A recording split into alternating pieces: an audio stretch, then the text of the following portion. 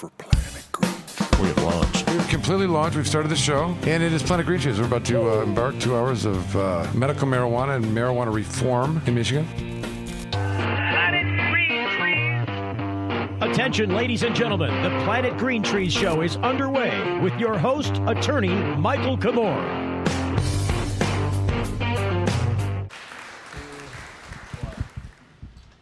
Alrighty. We have launched. Okay, welcome everybody. Planet Green Trees is officially beginning episode number 482. I'm your host, Michael Komorn, on a wonderful Thursday evening in the great state of Michigan, country of the United States, somewhere in Farmington Hills on the spaceship of Planet Green Trees. We are going to begin. Thank you for joining us tonight. Of course, we should be broadcasting live on Facebook and invite you to comment, and also on the YouTube. Please like, pound that subscribe. It's YouTube talk. Subscribe, please. Okay. Oh, and ring the bell. That's the other thing. Ring the bell. And like our Facebook page. Got a tremendous Thumbs up. list of topics to Thumbs talk up. about tonight. Amongst other things, are the news of the day, some marijuana stuff. And let me go over some of those topics before I introduce our esteemed panel here of intellects that are going to add to this conversation. But as listed here, again, subject to change, canopy growth is headed to a $0 value without a Biden victory. True or false? IRS website dons a new page specific to cannabis. This is big news in the cannabis industry. Federal workplace drug testing proposal could discriminate against people of color. The CDC meets with the medical marijuana patients to discuss cannabis as an alternative pain therapy. Cannabis Life Advice, when is it time to smoke less weed? And of course, Senate Bill 1095, September 10, 2020, introduced by Senator BUMSTEAD and referred to the Committee on Regulatory Reform, a bill to amend the 2018 Michigan Regulation Taxation of Marijuana Act. Is that the, there was another, I don't know if that's the same amendment, but there was a, The 1090. I thought there was one that was attending to also amend the, this is the one, MRTMA. Okay, very good. All right, good. A little bit of MRTMA. Do we have that, Alan? I want you to have a look at that and know what we're talking about, because I'm going to expect your professional opinion. Has Jeff Frazier been contacted to zoom in? We should try to send Jeff Frazier a... Okay. You may need a text. Okay. There was a transmission. So we're going to be talking about all this and much more. Of course, Planet Green Trees is Michigan's #1 show about cannabis legal issues, licensing, regulation, compliance, medical marijuana topics, current events, and other legal matters. And of course, let's not play around anymore and get right to our guests in the studio with us from the bunker, unidentified, and certainly not near the bag of potato chips we hear ruffling. Please welcome the Bunker Boys, Tommy and Justin. Okay, there you go. Studio audience is loving them. Moving around the horn, we've got Jimmy Powers, my dear friend and one of the best non-lawyer lawyers I know. And welcome, and thank you for being here tonight, Jimmy. Thank you, Michael. It's good to be here, everybody. Thank you for joining us this evening. We've got a great show ahead, and glad to be here with all of you tonight. All right, we had a couple challenges. There was some talk of actually not maybe even doing the show, but we're all here. We're up for it, and we're going forward. We're trucking through it. Trucking through it. Speaking of Live. Doing it live! We'll do it live. Fuck it. Fuck it. speaking of trucking, at least at one point, has sung along to the classic line of "I guess if you got a warrant, you're going to come in." My dear friend and person of all shades here at Komorn Law, the Rover. It's fair to say the Rover. Yes. Also a tremendous library from the 70s. Space Cowboy. And My dear friend Steve Miller. and the best damn OIC you've ever had. Oh, there's a good story from court today. Intimidating to the Alan, we got a great to court the, story for you today. prosecution in this matter, I'm thinking. I'm feeling very powerful today, like a very powerful OIC. More powerful even than when I was an actual police officer, Jim. That's important. See, the freedom of... Does it have anything to do with the cannabis oil? Could be. That makes me feel very powerful. Yeah. Makes you feel The good. Lord is with me strong when the oil is with me strong. Connecting with nature, don't you know? It's kind of a religious overtone of that, but I like it. It's good. Yeah. From the Elevation Station and YouTuber in her own right. Like and subscribe and pound the bell. No, please. The very one and only Amanda Joslin. Thank you, Michael. Yay. I'm happy to be here. I was zooming in last week, but it just isn't the same. Zooming it in. really is not the same, so I'm very happy to be here tonight. I'm glad you're here, and we are social distancing and observing all the governor's specific orders. So Absolutely. things, especially after wearing a mask all day in court. All right, so moving to the Zoom, we've got star lawyer from Komorn Law and Bulldog in her own right. Absolutely. No relationship to Bridget McCormack, but one day Bridget Mary McCormick. one day potentially a Supreme Court justice. U.S., I mean, not this bullshit state stuff. Yeah. Sweet. Please welcome Allie McCormick, All right, Allie. who swore off that she was not going to be participating tonight. You know that? We cannot hear Allie. You can't hear her. I thought Allie was heading home right to bed. Right to bed, want nothing to do with the show. I'm not going to make it. I've had enough of you guys all day. You and your nonsense and not getting lunch like you promised. All that stuff. We can't hear them. But you know what happens? This is not uncommon. You get a little Planet Green Trees, you can't stay away. You want to show up and listen and what. All right, It's Allie, true. how's your It's mute true. button? Is it working? Allie, we hit the mute. Who's in charge of that? Justin. Justin. Okay, Justin, you cannot refrain a lawyer from speaking. It's like my biggest pet peeve. No, Justin. No. It's My really bad. second pet peeve is having to sit in a court listening to other lawyers talk, which is what Allie had to do today. I feel bad for her. Oh, boy. Oh, Yes, boy. that's it, right? There she There we is. go. There we go. All right, we got Yeah, sound. no, what I was saying was, thanks for having me, and love the reference as Bulldog, but yes, you cannot keep me silent as I sat quietly and patiently and listened to you and to Linda all day today, so it's my turn now. I feel bad for you.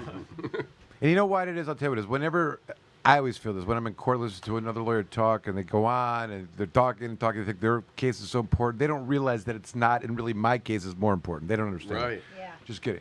No, and if- the case is always more important, but no, the hardest part of today was listening to the police all day. That yes. Ooh. Yes. was the most painful thing. Especially that crew. And just to share in some of the laughable court stories, let's get our friend barrister and also known as the Rasta Rabbi, and obviously sporting his semi-rapper look tonight as well. Please welcome the trumpeter, Alan Peisner. Alan Good had a evening, win. Oops, sorry. Good evening, everyone. It's a pleasure to be here on Planet Green Trees, the best medical marijuana radio, internet radio, and TV show. It's been on the air for 10 years, sponsored by Komorn Law, which is the best medical marijuana firm in the state, as well as handling related issues like licensing and criminal defense, and now even insurance matters. I just want to say it's a pleasure to be here, and I think you did a great introduction for Allie. I like the better part about the Supreme Court seat that she'll have in the future. Yep. And also, Steve, I got to compliment you on your outfit. You look like you're in the Navy. Those look like dress whites. I mean, you just need some stripes across the top here to make it complete. Well, the Navy look is not what I was going for. I mean, of all the branches of service, We've had a battle of they're this. like last. We've in had my a opinion. service discussion all We did today, all too. the last couple of weeks and stuff. You don't realize, Alan, but in person here, he's showing off his sponsorship from Adidas in the tracksuit that Yeah. they have paid Checks. for him to wear. We lost the contract. He was going to be sponsored by Planet Green Trees swag, but instead he went for the. Went for Adidas. Their money was bigger. There you go. With Adidas, There you go. apparently. Oh, and what do you know? Joining us in his Oh, there he is, Jeff. Lone Ranger spirit, our dear friend Jeffrey Frazier. Jeff, welcome. Perfect timing. Again, the lawyer being He's deprived. silenced. Okay. But Yeah, I would you're like muted. to, Unmute yourself. I would like to say Alan had a win for us today out of Komorn Law. Oh, good. I'm glad to hear that. Did we rock that? Yeah, he did. Absolutely. Paul he was pretty. did. All right, listen, we'll talk about And this. he sorted out the mess that went along with it. So Alan is my hero today. All right, good. He's a hero to all. Yeah. Here's some of the funny stories. I'm glad Jeff and Alan are here, and for everyone else that cares. So there's a lot of craziness that's going on in this case that we have in St. Clair County. What's weird to me is that the origin date or the date of the incident is 2013 October of all things. And who would have thought that it was of a significance or a priority of the state of Michigan or St. Clair County for that matter to continue to prosecute a marijuana case. But sure enough, here we are. I know And some residents up there, and they're not too happy about it right now when They I'm should telling let- them about this case. they should let their government officials know. I don't think their government officials care. But this is what was interesting. So we've had this situation where we were there last week, Alan and Jeff, and I brought my investigator, Steve Miller, and I wanted him to sit in the courtroom so he could take notes and Assist with the case. Because in every drug prosecution I've ever been involved in defending, the prosecutor always has an officer in charge, quote unquote. And in fact, last week, when there was no officer in charge, there were no witness to sit next to the prosecutor argued vehemently that Steve Miller should not be allowed to sit at our table with us if he might testify at trial. Take your lunch, Because Alan. he's Go not, home. I because did. defense attorneys cannot have an OIC. Yeah, defense attorneys can't have an OIC. So then this week comes around and we're getting back at it, and there's like 12 drug task force guys that are there. And, we call who we're going to, we decide who's going to be called and when kind of. And most of them leave to be on call. And one of the witnesses takes a stand. And sure enough, over to the prosecuting table is one of the detectives who all of a sudden is now going to be the officer in charge gonna be of the the case. OIC. So I'm like, wait a second. Last week they were arguing that we don't get an officer in charge. No, they want one. If he's got to go, then my guy's going to stay. And to my surprise, and you got to understand that the prosecutors argued, well, there's a statute that allows us to have the officer in charge stay at the table. There's no statute that allows the defense attorney to do this, blah, blah, blah, blah. And the judge says, well, just to be fair, we're gonna let Mr. Miller Ruled stay in the in my courtroom favor. I love if they're gonna have the OIC. if they're gonna have the OIC. And the prosecutor says, well, if that's gonna be the case, then I'm gonna have my OIC out in the hallway. Yeah. Does not want me in that So they were courtroom. like, He they does stated, not want and the me in there. OIC was their lieutenant of the entire drug task force. So this is the way I look at it. Their queen on the table, they took off the board so they could get Steve out of the courtroom. His power and influence was insane today. Because I think the prosecutor knows that Steve's in the military branch. Yeah. Of the superior of the forces, the Air Force. The Air Force. So we've had that thing going on all day. Anyways, that was just the kind of. But yeah, I felt important today. Like, you're right. He took his queen out, so you wouldn't have your queen. It was a weird. Yeah, it wasn't like It's kind of weird that I'm referring to myself as a queen. Well, Queen. in the context of chess, Very weird. it wouldn't be the king, and it certainly wouldn't be a pawn or a rook. Or right. No, the king's worthless. In that Right. game. So it's the queen. Right. So. Queen is powerful, as I was today, apparently, right, as the that's right. OIC on the defense squad. OIC. OIC. He does not like me in that courtroom.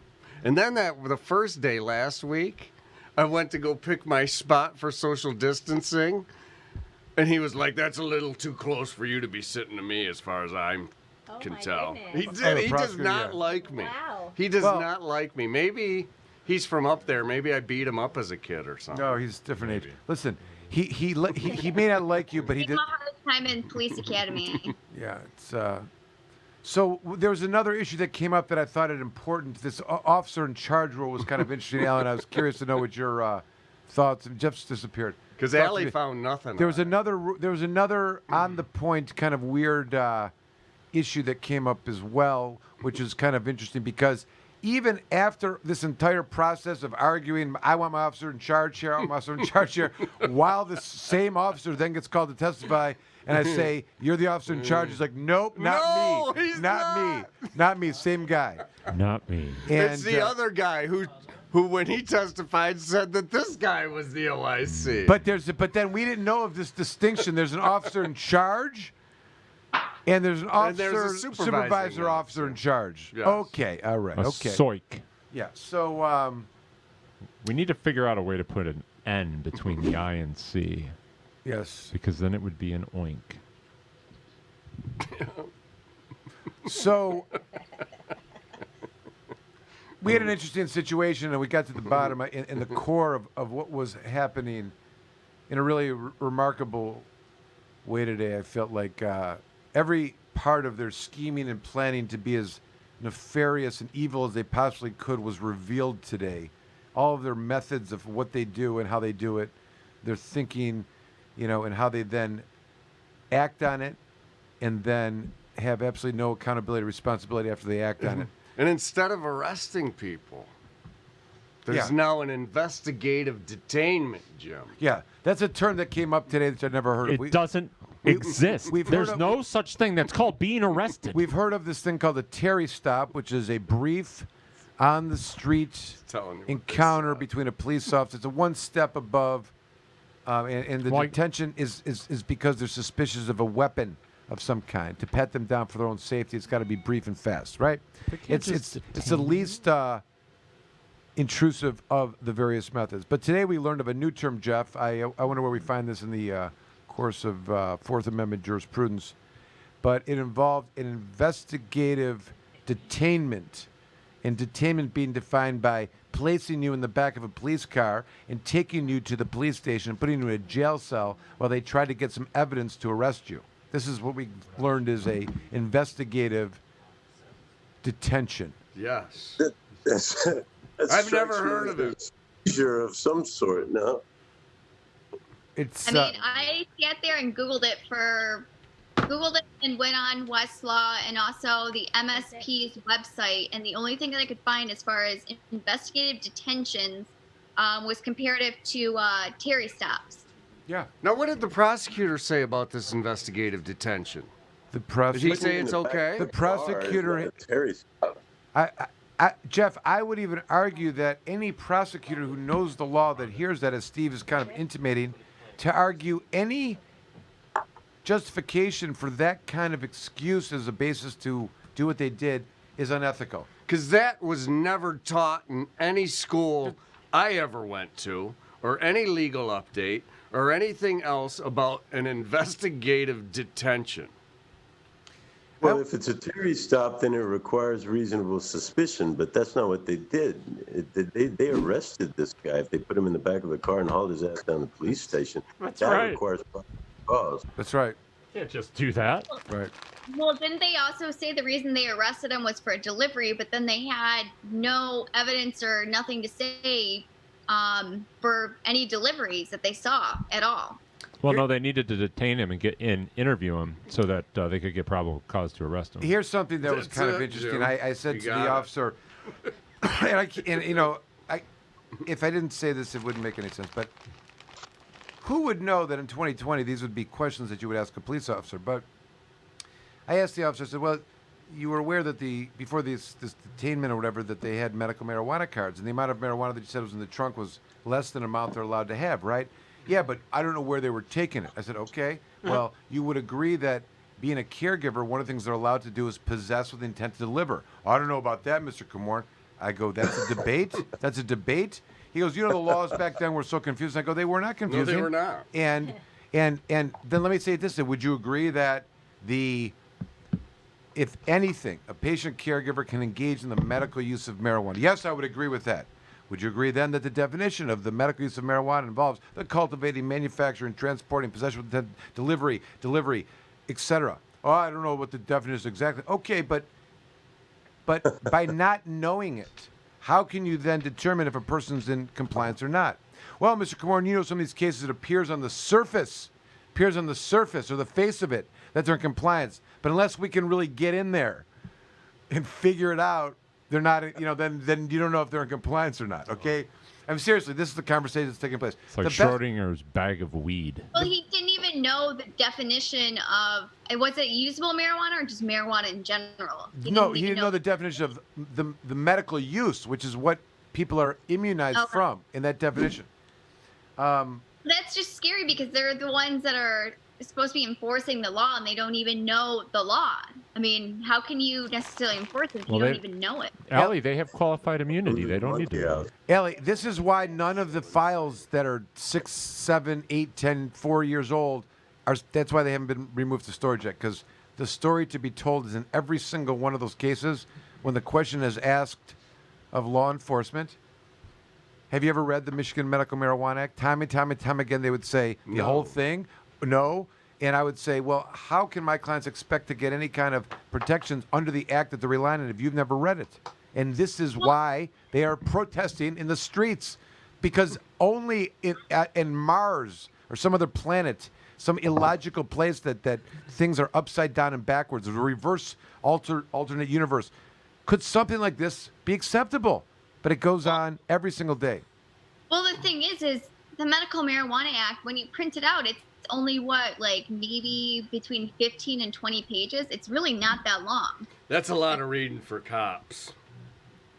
Well, that's scary. It is. We're not like you attorneys. We don't like to read.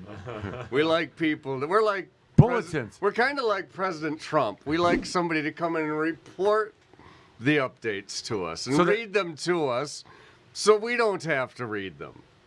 And you can select from that what you want to enforce and what you don't want to enforce. Okay, that's fair. Pick and choose. It's better that way. That's how it goes. Keeps it bulletins, spicy. like Michigan State Police bulletins are better, right? So I, as the sergeant, often got to read them to the guys. That's good. When you get some command status, you do some reading. So here's another interesting factor. I have a question though. If you just read the updates and you really don't even know what's truly going on, you just know updates from it. We had no idea what was going on. How do you base the updates from anything to know what's going on? No, you just... Inspector will tell you. Yeah. I'll tell you what was interesting, Jeff. This terrible case that came out in the middle of all the medical marijuana panache is Anthony Brown, People versus Anthony Brown, Alan Pisner. You know what I'm talking about? It's a terrible search warrant case where the affidavits, assertions, or vehemence of probable cause involved the exact things that the state has authorized the patient or caregiver to engage in, such as high electric bill, snow melted roof, smell of marijuana, trash plug, etc. All those things led up to the idea that the probable cause of a crime being committed that justified a warrant. I think part of the fact is that it's Schedule 1, and even if it was for medical purposes, the logic and reasoning within the opinion relied upon the privacy of the registration. The officers don't have access to it, nor could they find out. However, in a footnote in that case, they said, if the law enforcement community knows that there is a medical marijuana grow and that it's in compliance, then that must be included in the affidavit for search warrant, because then no probable cause would exist, as the footnote goes. We happen to be in the middle of that exact case. And if you think about it, now this is a bad case, and the exception to this case application in its worst form and interpretation would be if the law enforcement agents know that there is a compliant medical marijuana grow at the place that they execute the search warrants. And I think it would even impact, obviously, the arrest. So put aside the concept of the police needing to know of the compliance, because that's present in this case, but by knowing that their medical marijuana patients and caregivers at the time of this traffic stop and arresting them anyways for things that we're not even sure of, it creates and focuses a lot of the attention on not just your traditional issues of Fourth Amendment warrantless arrests, but also immunity from arrest, an issue in the MMA that has never been litigated, recognized, made a precedent. It's as if it doesn't exist in the law. And it starts out with, there is none. A patient is protected from arrest, first word, comma, prosecution, or penalty of any kind, and yet arrests still take place in And they went up after the law was passed. Yes. But, Jeff, do you know what I'm saying? We've talked about this a lot. Obviously, the arraignment would be, or the arraignment, the swear to would be the time and place that they do this. But I'm saying that It should be on the street where they do this. It should be on the street where that immunity is recognized, and it should never be brought before the court to analyze your immunity. But the law is the law, and the cops should have been trained to recognize that immunity at the street level and be done with it. They were trained. Bill Schuette went around and helped to train them. You're right, 100% right. And if they don't, it should be addressed at or before arraignment, which is the right time. But I've got a question, Michael. Talking about this footnote that says, if law enforcement knows that this person is a medical marijuana patient or caregiver and is in compliance, then they could put that into the warrant. My question is, warrant for what? Right. That's the point. That it says exactly that, Jeff. It says something to the effect of, if the law enforcement agents know that they're in compliance, this should be included in the search warrant because there's no probable cause. Search warrant for what? We're talking about the affidavit for the search warrant. I know. But if he's in compliance, how are they going to get an affidavit for Well, the first part of that footnote, correct me if I'm wrong, the first part of that footnote says that the officer has no obligation to investigate whether or not the person is in compliance with the Medical Marijuana Act because marijuana is illegal, and this Medical Marijuana Act just merely provides a limited exception to a few people who are in compliance with the act. And it's private, and it's a private registry, and they can't get it anyways. That's Right. alluded to. However, it says, if the law enforcement agency is aware of the compliance, then this must be included in any affidavit for search warrant, because this is not what? For the home where the compliance takes place, because they say this is not probable cause. Jamie Lowell's joined us. I feel like he's becoming impatient because we haven't acknowledged him. Jamie, we were concerned that you didn't show up, but are very glad that you're here. How are you feeling? Everything okay?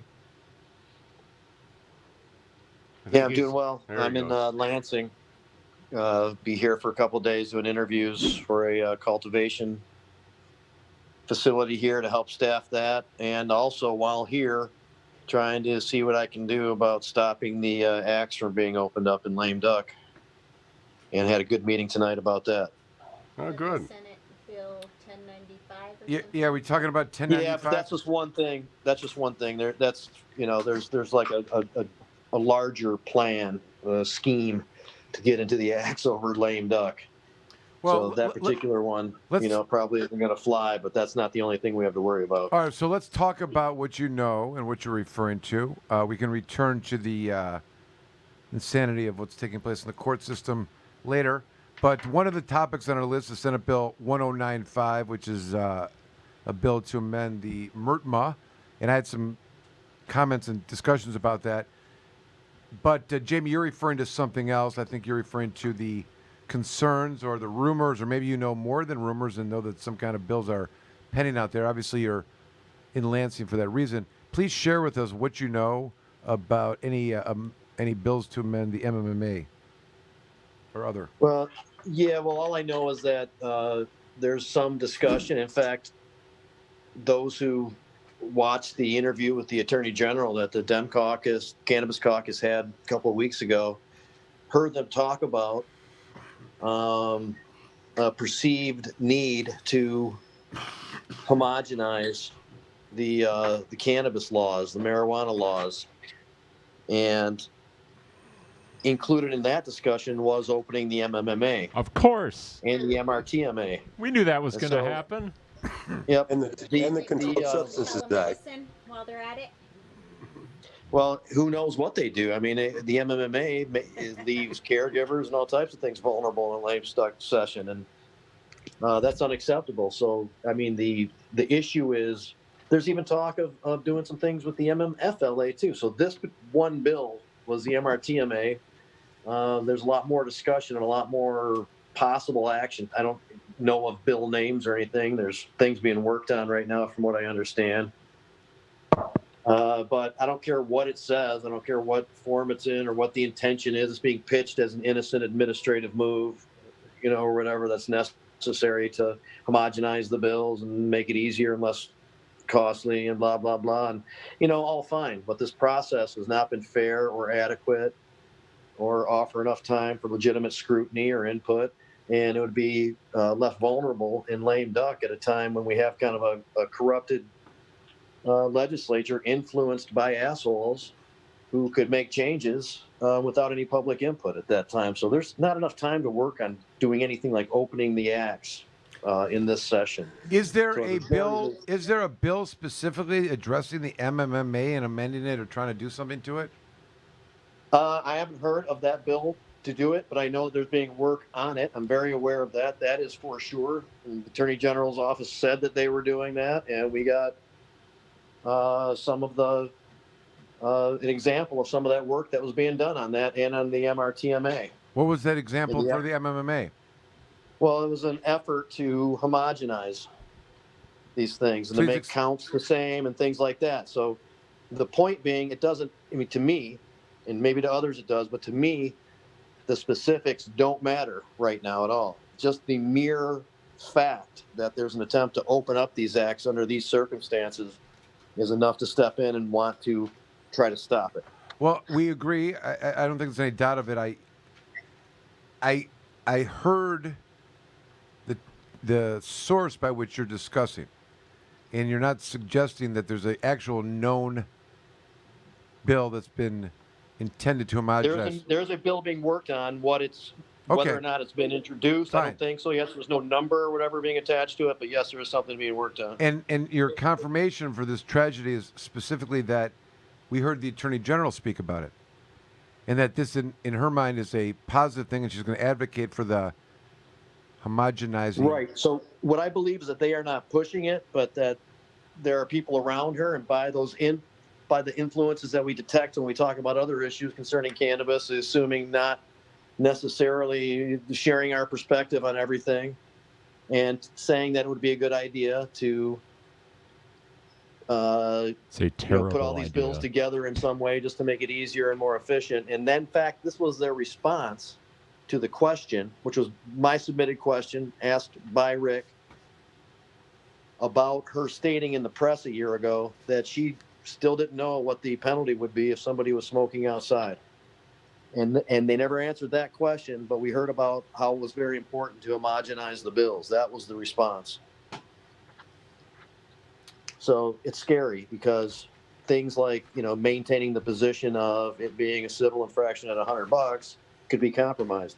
The excise tax, as it is, as intended, could be compromised. And in fact, there's been a very serious discussion of raising it to 12% and giving the extra 2% worth of revenue to the police. And that's the type of thing that could happen in lame duck. Well, that's ridiculous. It's horrible. And the MMMA being open, the caregivers obviously are vulnerable. And they've been gunning for the caregivers ever since the act passed. After they supplied the entire market for 3 years. By the way, there was a bill that was introduced. There was apparently no support where there was going to be a requirement that all caregivers register. And I know that bill was registered locally or disclosed their position. That was later withdrawn. Let's talk for a second. And was that motivated by the Supreme Court decision? Maybe? You know what? I don't know what the motivation was, but I don't think we have to look. I mean, whether it was motivated by it or not, I think there's been a motivation to do this from the very beginning. Right? There's been an attack on it since the beginning. There's no question about that. So was it an opportunity provided potentially? Maybe, but I mean, but yes, it was just. It's an example of what you were describing, which is there is now, out of nowhere. Who is this? Who is that person that came up with this idea that obviously it was Jeff Baruch, Baroch, that introduced that But do you think he's functioning in a world where this is something that he's talking about with his constituents regularly? Someone came to him, lobbied to him, proposed a bill that he took on and has people look at, and tried to act on it. So whether it's the same thing like Jamie would say, just the discussion that it's happening, or that these kind of things are lurking in the background. Nothing good ever happens in lame duck. It's not something that is derived from political ideas, I don't think. This is a movement in the backdrop. It's either police-related or it's industry-related. Jamie, let's be honest. Industry. Do people remember Steve Linder? Oh, yeah. Okay, so that's who's driving this, Yep. period. Who's Steve Linder? Who's Steve Linder? Some people are even calling it Linder's bill. He's been one of the lobbyists who's been around this entire time working for the legalization efforts, representing like the oligopoly type approach or the very limited, market share approach bullshit that it's streamlined. It's that easy. we had to defeat several times. He's had his ass kicked by stoners several times over, but now he is involved with this manufacturers organization with Green Peak and all these other assholes and billionaires and stuff like that, like 3 or 4 of the biggest investors into the market. And they're behind this bullshit. It's just too nefarious to be comfortable with. Is this the same guy that opposed the voter initiative, including language that would remove marijuana from the Controlled Substances Act? Yeah, he was, I believe, he was at the, he was in opposition, and one of the people in opposition at the time when the Secretary of State was verifying the ballot initiative and stuff like that. He worked for lobbyists for our opposition in a couple different ways and times. And he's been for legalization, but for, very controlled circumstances where only a few people really get market share. That's been their angle all along. And now the manufacturers group, what's happening, in my opinion, is the not just this kind of stuff, but also trying to create the image that cannabis requires more restrictive systems and processes, more costly ways of creating the products in order for everything to continue to be safe for everybody, and to make it harder and more difficult, more costly for other people to participate in commerce. Right. And thus gaining more market share. So that kind of stuff's going on with this group. They're behind it. There's very little to trust here. I guess the department, the MRA, likes the idea of doing some of this stuff, wants it to happen. I can see that from a cost effectiveness, point of view, and ease and all that. But that doesn't matter. There's nothing here that's urgent. There's nothing here that's of any cause to try to rush it through the legislature without going through a fair process where everything can be scrutinized and discussed, and legitimate stakeholders can be at the table as well. All right, so let's talk for a second about the Senate Bill 1095. Alan, you had a chance to look at it. I think it was passed around on marijuana law section and as part of the materials prepared by Amanda Joslin of the Elevation Station and the Bunker Brats. Mm-hmm. And one of the things that I found interesting is my first initial read of it was that this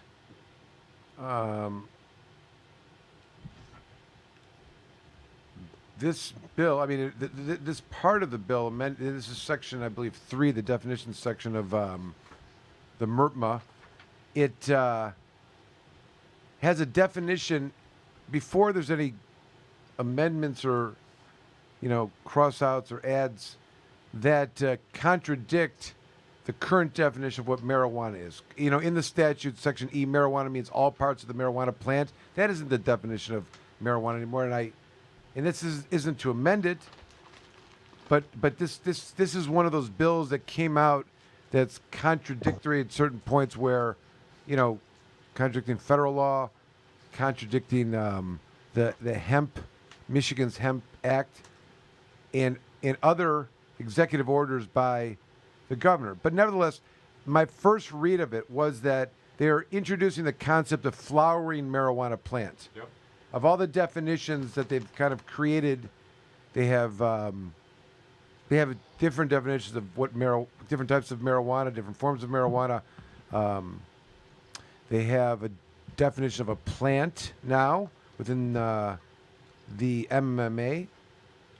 There's definitions of other things in MMFLA, but in this particular bill, and it seems to be directed towards micro businesses in a way. That's why I immediately thought was the benefactor of this amendment, because by introducing the idea of a flowering marijuana plant, which they say means a male or female marijuana plant that has visible calyces, stigma, or pre-flowers located at the node of the stem or branch, I think it's fair to say that And they also play around with the micro business. And in the micro business section of this definition section, they insert where there used to be 150 marijuana plants, it's now amended to include 150 flowering marijuana plants. So the idea being that somebody could theoretically have, 4,000 non-flowering. So nobody disagrees with that. And, I know I don't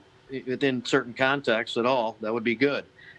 That would be a nice change to the act. But this particular bill is opposed by the people I was just talking about because it helps to hook them up. Because it helps to hook up alternative types of commerce and what they are invested in. So this isn't going to be the only thing that attempts to change the act.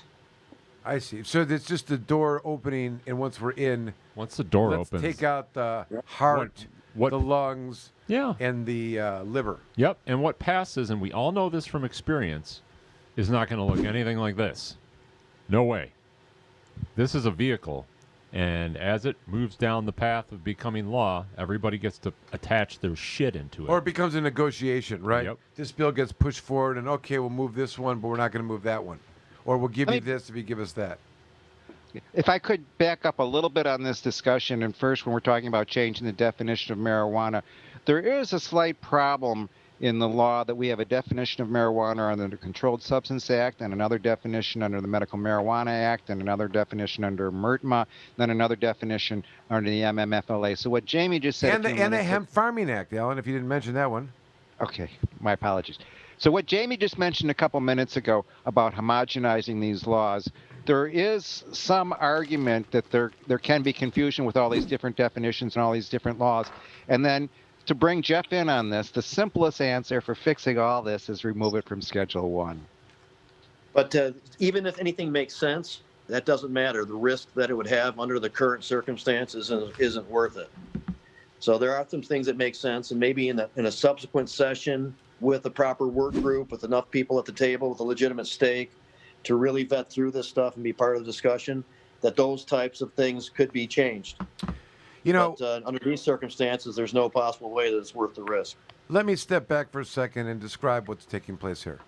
Normal, very calm, soft-spoken, not wordy, Jamie Lowell is, I put him on level 9.75 frantic mode. Look, he's putting his mask on right now. That's how bad it's gotten, okay? He senses that some shit is going to happen, and I trust his judgment of this. And you know what it sounds like, Jamie, if I'm not mistaken, is that despite overwhelming outpouring for the principles associated with the legalizing of marijuana for adults over the age of 21, our elected officials want to take steps that are actually going to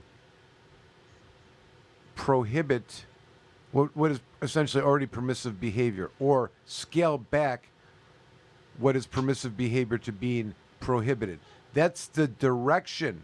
That is the direction that our leadership is going to take us. And you could say that it's the shitty legislatures all day long, but in order for a law to get passed in the state of Michigan, whether it's via lame schmuck, is the governor has to sign it. And oftentimes for certain bills dealing with criminality, allegation of criminality or permissive behavior versus illegal or criminal behavior, they're going to rely upon the Attorney General and take positions on this.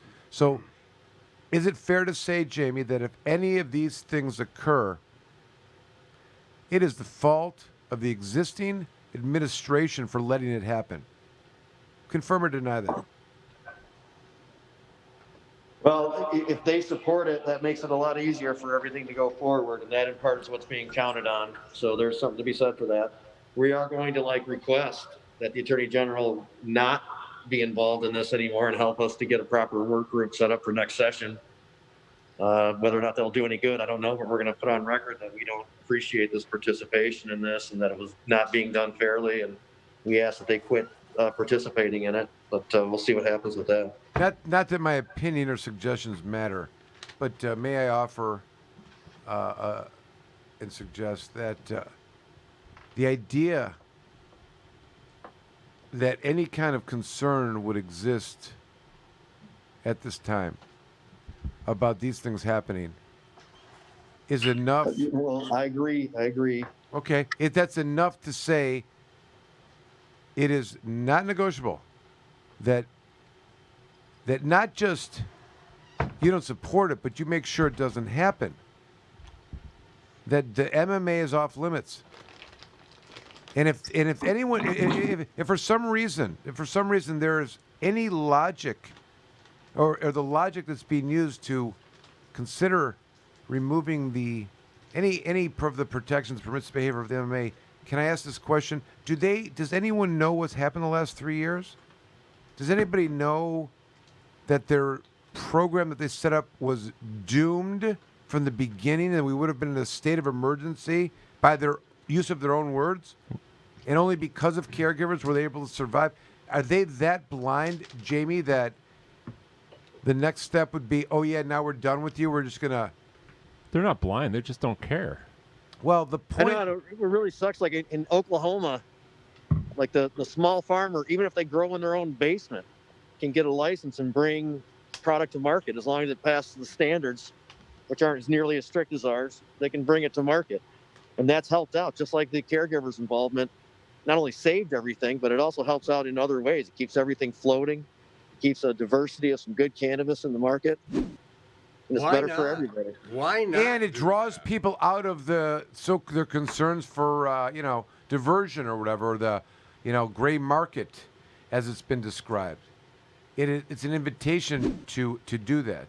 The Michigan's resolved this by offering up a 100-plant Class A grow under the recreational law, which sounds good. But no cities are just offering these up. So, if a caregiver wanted to start paying taxes and wanted to be directed and be supervised and have inspections, where are they going to go? Where's the inventory for that? Well, it works, and there's a basis for it. There's another model in another state where it works. So if we're talking about making changes to the act, let's look at shit like this that makes sense, and not this non-urgent, non-emergency, very questionable stuff that's being proposed. There can be And if we're opening up the MMA, let's look at like the lack of reasonable or functional interpretations that became the basis for how it gets viewed. Like, you grow 72 plants, but if you have more than 15 ounces at any point, even where you grew the plants and harvested it, then you're subject to criminal prosecution. That's not a functional interpretation of that. And we got more specific in the MRTMA about being able to keep what you harvest, and then when you're out and about, you're limited to a certain amount, which is what was the intention there. And the only interpretation that makes it a functional interpretation is to look at it like that. 72 plants and 15 ounces is pretty straightforward. That does not make sense. It makes sense that be the amount while the person is out and about. So stuff like that could be looked at. There's many of those. You reminded me of something which is a point of contention, which is that, as we've been told, and I would say disappointed, that the solutions, as if they're needed, are legislative, and that our Attorney General's position it would to seek the answers for whether or not smoking in public is a civil infraction, or even the concept of if a person in the state of Michigan could be charged with a felony for involving, having marijuana, a certain amount of marijuana. And I can tell to you, and if anyone doesn't know this, it's not what the law says. It's not what the law says. Listen to me. It's 2020. On Monday, I have a probable cause conference on a 7-year felony marijuana case. That's first day up for probable cause conference, meaning they were arraigned within 14 days. And they're proceeding with a 7-year marijuana felony. Okay? How much marijuana does somebody have to get a 7-year felony? Not possible under MRTMA unless it was willful, habitual, and for a commercial purpose or involved violence. And the fact that these agencies think that they can charge people with felonies is complete bullshit. The law is very specific. I even think that the It's not illegal to possess with intent to deliver, even, because somebody could do that. Yeah, without remuneration, all day long. And still you couldn't be charged with the felony. This would be a good point for the Attorney General maybe to step in and No. provide some But you understand, advice to police departments and prosecution. Who would have thought this interpretation would need to take place? But instead, we are being told that the solution is through the legislature. Now, Jamie, you brought up an important point. This has kind of got me talking about this. When you read the law that of who's allowed into the enclosed lock facility in Section 4, it says something to the effect of a caregiver, a patient, and a caregiver, not the caregiver. You know, and there's all this mishmash of who can go in there. But unequivocally, they're referring to at least two people that can go in there. Now, there's one case on point, kind of on point on this, which was the Ballsma case, which really dealt with the not having more plants being over your volume limitation in conjunction with the number of cards you have. It doesn't say accessible by no one other than, you know, who the grower is or whatever. And this is what has become, or even having someone accessibility to that has become the interpretation by law enforcement. Now nobody would have ever thought that that was the circumstance. It's impossible to read Section 4 and not see that the accessibility into the enclosed lock facility encompasses and contemplates two different individuals, patient and a caregiver, okay? But if you ask law enforcement today, they would tell you, no. There's only one person and nobody else can have access. Our case out there in joke land, we didn't even get into the key. The key got into the room. Oh my goodness. That is an issue in this case. Okay, this is the nonsense that's taking place. Now, going on. Now, I will tell you that when I read the law in 2009, 2010, and I think Ballsman probably came out in 2012, you would not be able to tell. It would be impossible to draw a legal conclusion that only one person would be allowed in that room. And no one believed that was the case. But now, when we talk about it, it has been beaten into and people's lives have been destroyed over this interpretation. How did we get here? The law still doesn't say anything different than the way I'm interpreting it. This is just the protocol and their interpretation. This came about because the Attorney General's office let it go on and proffered opinions and thoughts that allowed it to go on. And this is now our folklore, still to this day, despite not one scintilla of legal support for it anywhere. And we're defending this somewhere out in Jokeland, as I said right now. So to suggest that the solution is to go to the legislature or the Attorney General is quote-unquote impotent and has no authority to enforce, implement, and effectuate the interpretation of this particular law which he supports. It's a cop-out. Is not something that one was ever expected from her. Two, it doesn't seem to be a reality when we know that Bill Schuette, he had a new opinion every week. And he effectuated the interpretation of it. An interview with him where he's talking about, well, yeah, but then the courts had to figure it out. Mm-hmm. So the point being... it's getting disturbing. We elected people, Dana included, to protect what we achieved, not to participate in peeling it back and misinterpreting it. And that is concerning and disappointing, to say the least.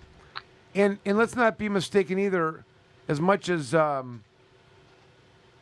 have many clients who are in the quote-unquote industry. I don't know if they are any of the people that I'm going to be referring to, because there's certainly a certain...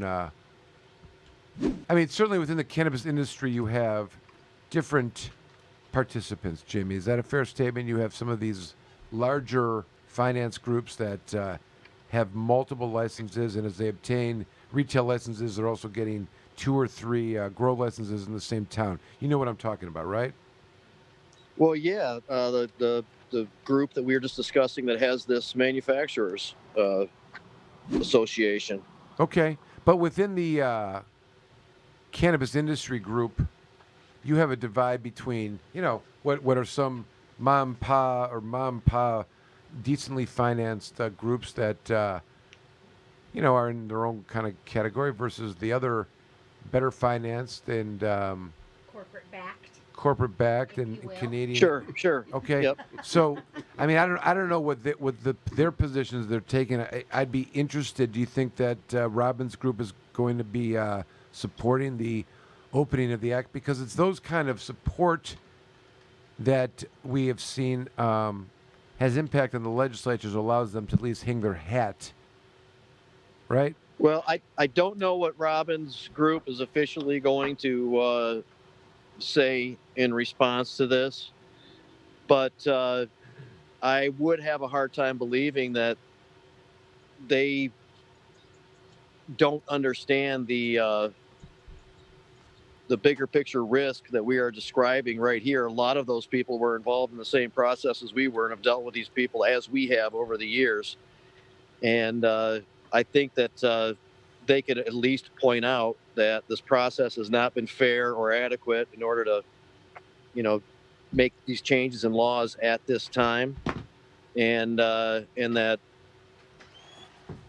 this should go into next session if it's going to be discussed at all, and there should be a lot more people involved and a lot more things discussed. Well, their group wasn't advocating that caregivers, the extension of caregivers' supply to the market be extended. I don't think that's something that they were lobbying for at any point in time.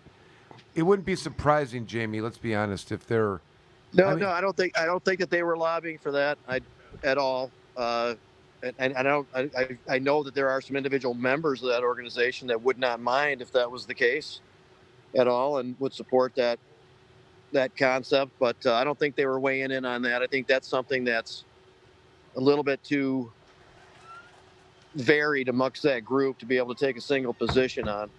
But I think on this particular case, though, the idea of them opening up the act, there not being a proper process in place, there's no urgency going on, the being skeptical of Linder and this manufacturing association, I think that they might have that view, although they'll have to officially make whatever kind of statement they make once they see once they're able to review whatever might be being proposed. Although, like Michael said, the governor's got to sign it at the end of it all, if it all goes through. Will she sign it or not? She's been warming up with these. With their executive orders. Question. Jamie, hold on. Question. Does the governor have to sign it? Because if they get they need a 3/4 majority to amend the medical marijuana. Right, So and only it's 66% needed to overturn the governor. And I asked about that today, and yes, she can veto it, but they could also then convene on another vote and then overrule it, I guess. But I think she can veto it. Right. Started with. But if they can get a 3/4 majority to amend the Medical Marijuana Act, the veto's in effect meaningless. Well, it's meaningful unless they convene again to do another vote, which they might go, the governor doesn't want us to do this, let's not do it. That might have an effect. So I guess that it would be meaningful if that had an effect. Whether or not it will, if they're so intent on it, they would get back together to vote again. I don't know. But I would hope that none of it ever gets this far. I really do. And it's going to take some work, but I think that's possible. I don't want to point fingers. Pointing fingers is not good for anyone. Gets us nowhere. Right, Jamie? Just kidding. It's like a South Park joke. But I would say that this cannabis industry that we're speaking of, while obviously there seems to be this... we can understand why both sides of their support would be warranted, right? You've got the licensed operators that want their competitive advantage to be recognized and realized in a financial method, and then there may be some that don't care. They don't, their license is superior to the caregiving. If everyone's doing their thing, then there's enough room to play ball in the sand, or enough room in the sandbox, so to speak. But I want to say that is there a where would we place the marker on this moral compass of an industry that is only in existence now because of the sacrifice of the caregivers, right? I mean, if at the end of the day they would not be able to have an opinion about the direction of the market but for the caregivers. So I guess everyone's got their beliefs, and I think this is always the problem with the regulated industry and how people sign on with the tax and regulators. They don't fully understand the entirety of the the issues. You know, they really know nothing about cannabis, yet they're the ones making the rules and So in order to regulations. keep the caregivers on, I mean, unless you kept emergency rules going, there would have to be a change in the law. And so if we're going to discuss opening the law, I'm not saying that, Jimmy. I'm saying though, this industry, anyone that's in this industry is only in this industry because of over the last 3 years, based on the emergency rules and to avoid the state of emergency so patients couldn't get their cannabis, they allowed caregivers to supply the market. That is a significant fact in Michigan's marijuana history. And to ignore that and be in the industry or being within the industry and somehow trying to vitiate or get into those general protections. I'm not talking about them supplying the market. I'm saying just being caregivers. That is, I think, beyond the pale. Alan Pizer, are you had a final thought? Although Jim's got his super long roach clip in my face. Go ahead. Alan, what were your comments? I defer to Jim. Wrap it up. Well, okay. Wrap up. This is what we're saying right here. We're wrapping it All right, up. let's take a quick break. Taking and we a break. will. Where the stand clock comes in, right? Hey, where's that? What? Oh. Yeah, where's the... Oh, there it is. We got When we come back, we will be doing our timely 7-minute Put on the segments sand clock. That's good. as the world turns. We'll be right back. You're listening to Planet Green the Trees. days of our life. The Planet Green Trees Show. Join the Michigan Medical Marijuana Association today. MichiganMedicalMarijuana.org. The MMMA is focused on the well-being and safety of medical marijuana patients. The MMMA site provides the most comprehensive and up-to-date news on legal issues, politics, research, cultivation, as well as the various strange products and methods of cannabis use. Come join the discussion with the most knowledgeable and passionate advocates in Michigan today. MichiganMedicalMarijuana.org.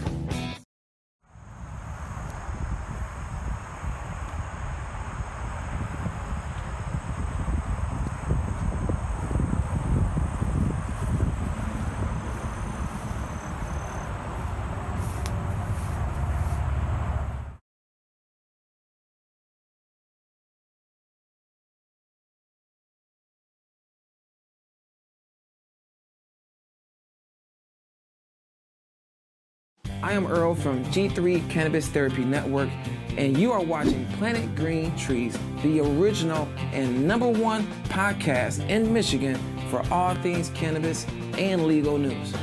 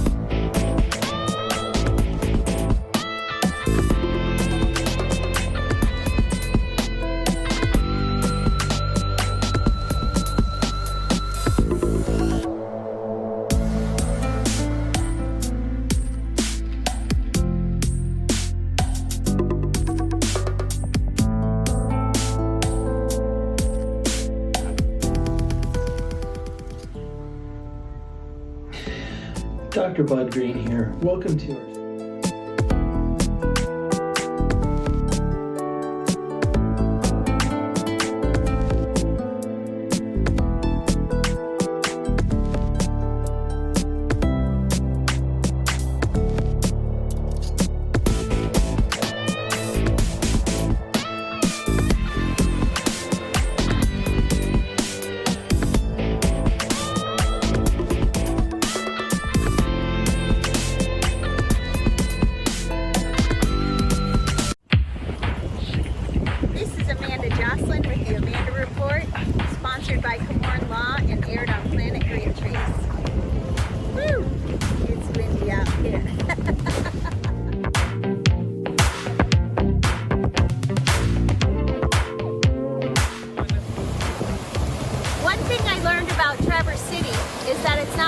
famous for its cherries, but also for its dispensaries.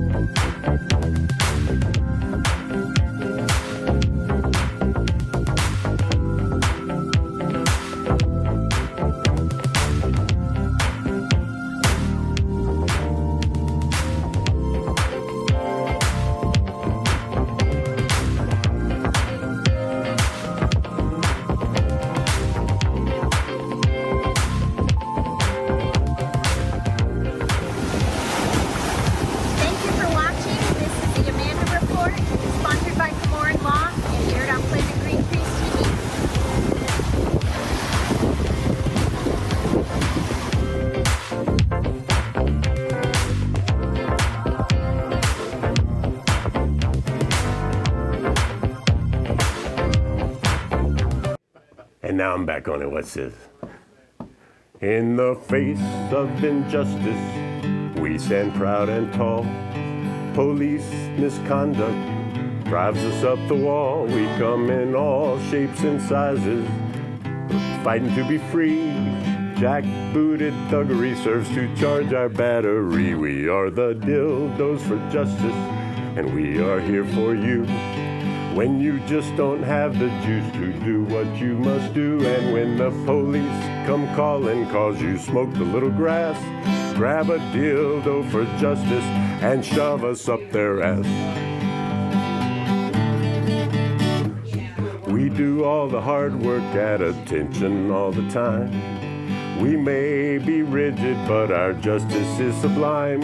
We vibrate with intensity, electric in our cause. When the cops don't have a warrant and they violate our laws, we are the dildos for justice, and we are here for you.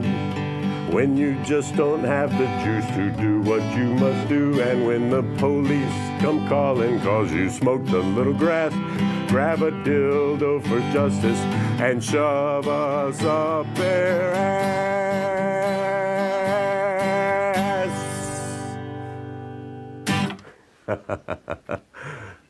Nice.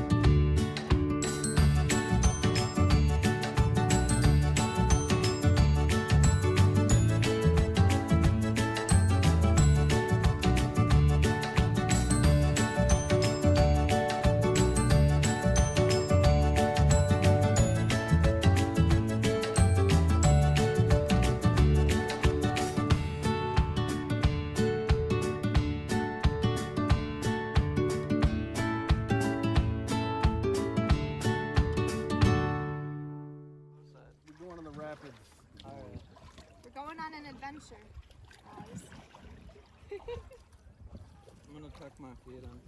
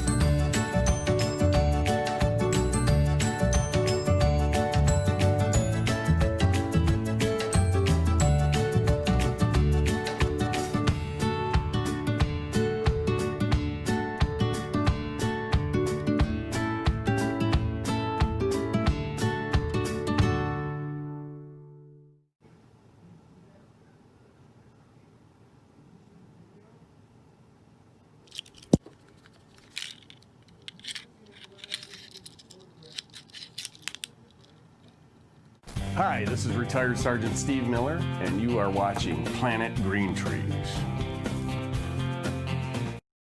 Here's Michael Komorn with more Planet Green Trees.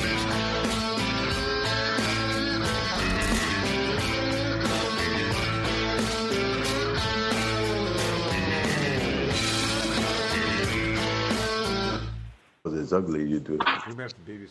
Boom! See, All right, we are back. Thanks for staying with us. I'll tell you what, they're coming out. They're finding the real fact is that even a little bit helps.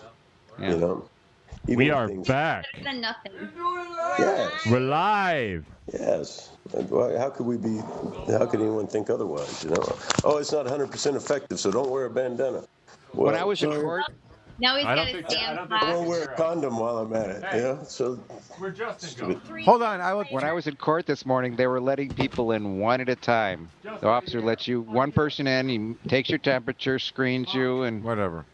By the way, I was keeps everybody else waiting outside. I was going with the bandana look for a little while, and then I sent a picture to my family about it. And then my sister from New York commented that bandanas are the least effective of all the masks. She like threw one of those. But like, since I thought you're the grammar police as an editor. Why? When did you become the mask police? It was funny. well, I have two. I have yellow and blue. You go with both at the same time, or it just depends what crowd you're around? It depends where I'm going. Actually, I stay outdoors as much as possible. This is kind of outdoor. Walking on the street, mask are just fine. Jeff, You're walking. you don't know what it's like to be in court with a mask, and I want to tell you, this has been my play, and it's actually been very helpful because there's times when I want to get up and scream at the top of my lungs, and instead what I've been just doing is like this. Can you see it? And I would just literally go like this. I just go like, just so I don't respond. You know, just so like I don't have to talk. I've done it a couple times, but it's I'm in favor of it now. I like to wear it all the time, and you know, kind of serves as like an ascot. Also, kind of spices up your outfit a little. I'm just kidding. No, I just Yeah, ascot is the new look. It does.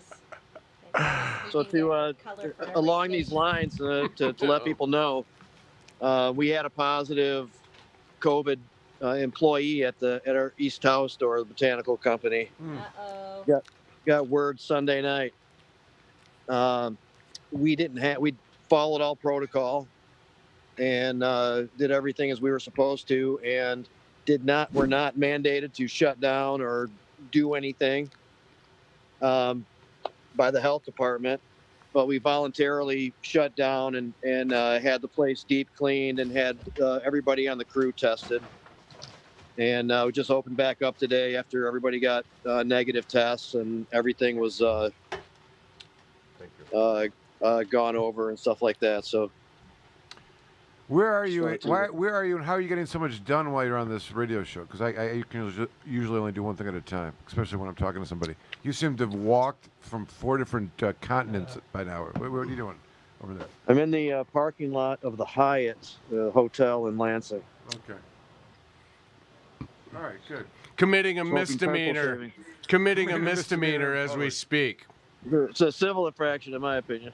Well, depending on what they came out of the PAM conference yet, nobody seems to really know. Other than they just really want to keep looking for ways to enforce this thing. Remember also, Jamie believed that a caregiver could supply to more than 5 patients. He did. He did believe that. I think so. I still kind of believe that. Under Section 8, you could. It's a nice thought. If you can make the Section 8 proofs. I would agree with all of that, Alan, except this case overhaul has somehow thwarted that at times. Even though it's from, even though I can't even. It's just the Section 8 proofs can be. By the way, we're live on Facebook. Yeah. Are we? Yeah, no, I just wanted to let you know. No, we're live. We're not doing anything. We're not doing live. wrong, and in fact, We've been live. Track of our time. I did not know that. Oh yeah. Surprise! taking a live break. That's because Justin muted us, so you missed us coming back. And I had a discussion with Justin, and you don't want to understand what his response was. It was Jim quite has disgusting. been all over Justin lately. Got to keep him in line. You're getting the behind-the-scenes break sessions for Planet Green Trees. Oh no, we were just going with the flow. That's good. Yeah. Does anybody else have the song "You Got a Friend in Me" ringing in their head anywhere? you might as well. You got a friend. Yeah, that in one. me. Exactly. Anybody else have that going on? Because it's. There's a guy and his young daughter on YouTube that do a version of that. That's the exact Yeah, one. Michael Yep. showed me that the other day. Yep. Exactly.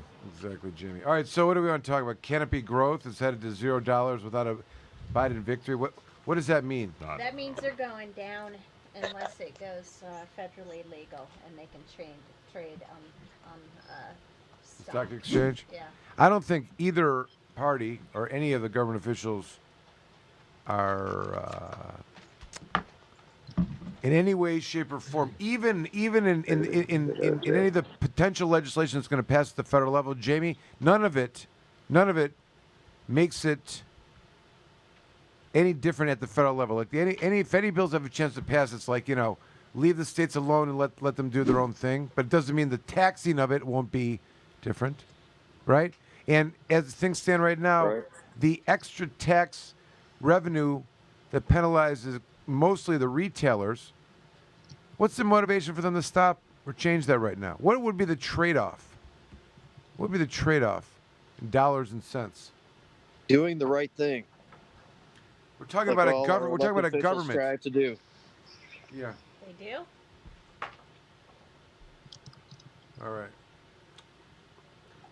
That must be like your brain waves must have connected into some kind of Lansing way of living and the perceptions of things up there because, and that would be the greenest of all bubbles I think you could be in. Green Michigan State, Lansing. But it used to be pretty green in Lansing in the good old days. I don't even know if it is anymore. I mean, I know that there's limitations. Urban renewal. Yeah, but I'm saying the once non-state approved local approval was a thing once in Lansing, great. right? The robust marijuana community. Even because and that would be the Green Mile bubbles, I think. That was me in reverb. Oh. Jamie, but even after the shutdown of the 100 dispensaries in Lansing back in the day, there still was, even leading up to the MMFLA, there was a lot of, if not in Lansing, I don't know if I'm talking city of Lansing, township of, whatever. What was it? City. Well, there's a lot of activity in the city. Okay. But nevertheless, they likewise have all opted in, is that right, for medical and recreational? Yep. Okay. And they have social lounges and some other shit too. Yeah. Are there social lounges open right now? Like Not open yet.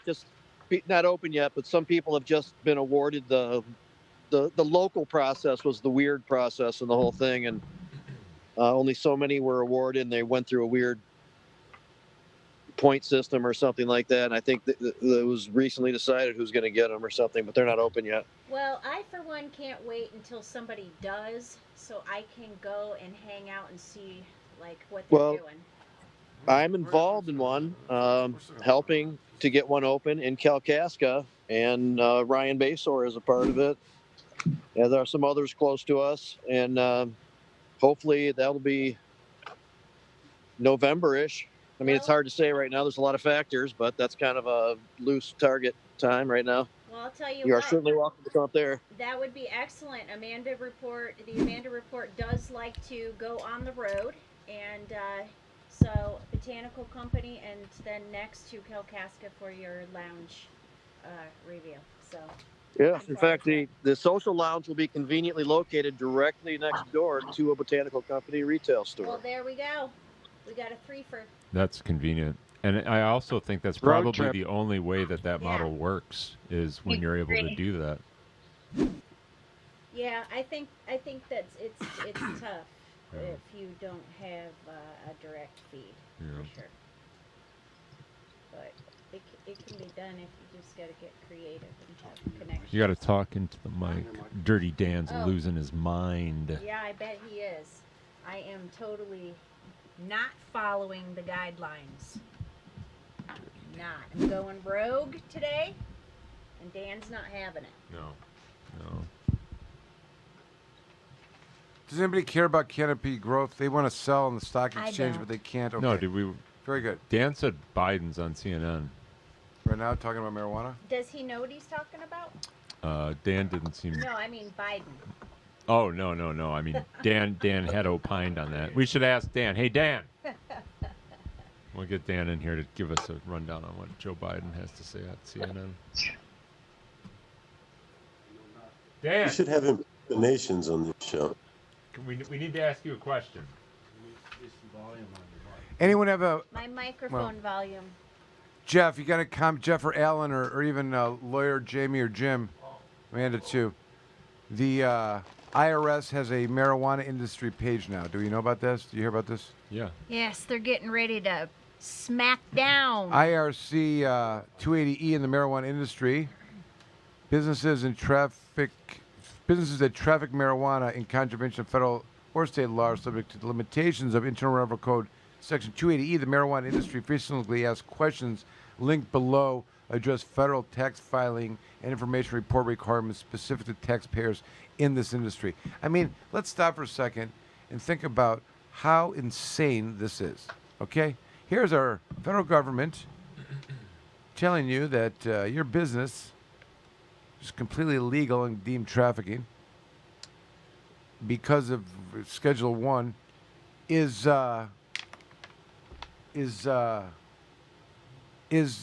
just a click away that you can figure out how you can still pay your taxes. Click here. In fact, they have a cash payment option, Michael. I see that. And if you That's need to pay convenient. with your That's stack good. of cash because you can't bank, Right. but you could still pay your taxes.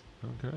Just bring in a stack of cash. The IRS doesn't care. Here's a good question. They just want here's theirs. Here's a good question. If the IRS receives a cash payment of greater than $10,000, are they required to file a Form 8300 They'll- for Good themselves? question. They'll report themselves. Come on, that's a good question. That's a good question. They could help resolve some litigation that we're involved in. All right, discrimination in the workplace, federal level. I was asked this question. I was on a Zoom call with this. Ellie had to sit and listen to me drone on for I don't know how long it was, but it was. It wasn't that terrible. Appreciate that. That's about the best I could expect these days. Just kidding. What was I saying? Oh yeah. So one of the questions, I was the audience that we were speaking to was the what is it called? It was BIAMA, like brain injury and trauma, something or other. So it was a lot of like, it was a patient community of people with brain injury trauma. There was a nursing community and a doctor community backdrop. The people that present, there's like other lawyers that handle those kind of cases and discuss resources, and they got other people in the medical field. So they've never had any contact with the, any cannabis at all, and it was a topic of interest, and I'm sure we'll get some feedback about it. But amongst the topics I was trying to, discuss that I thought may be an interest to the community, amongst them were the, prohibitions for nurses and other health professionals with having cannabis in their system, and that this is still, being regulated, even if you're a patient, especially if you're a patient, without any contemplation whatsoever. And I suggested that this goes back to the Schedule 1 issue and outlined a number of other things. But, and I even referenced the time, that our Attorney General was discussing how she couldn't hire one of her a qualified attorney to be an employee within her office because they tested positive for marijuana, and how she didn't appreciate that, but, just policy she's going to look into. And I would suggest that in that situation, if marijuana was not a Schedule 1, we wouldn't even be talking about that.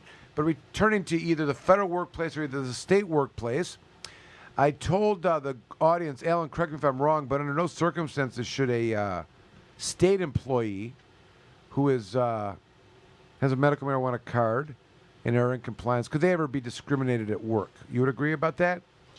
Do you hear it? Well, the employer doesn't have to hire them. That's plainly No. in the Medical Marijuana Act. State employee, state agency, state employees, patient or caregiver. Oh, That is true. On Facebook? Section 4, Alan. Okay, yes. Yeah, I don't know. I think It's the not, I don't state's know. still an No, a the state's still an employer. Right. And they're specifically enumerated as the type of employer that cannot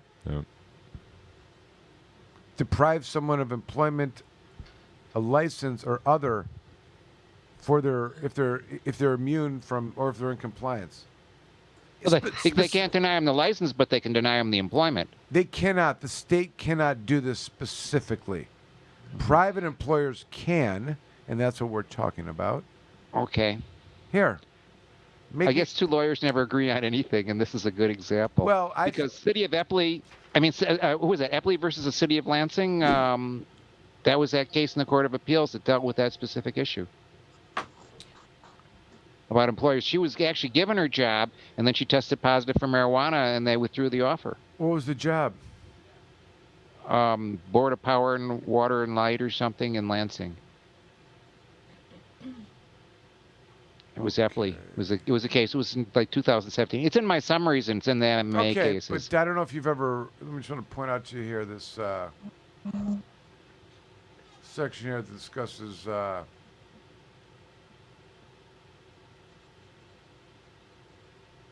We do have a member of the audience was asking if they can ask questions about local cities opting in. Sure. There's a public hearing on a new ordinance on the 21st. What so,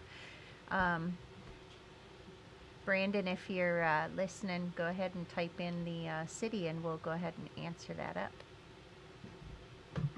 Yeah, the Public Meetings Act would apply. I mean, it should be an Open Meetings Act and should be able to attend and hear what's being said.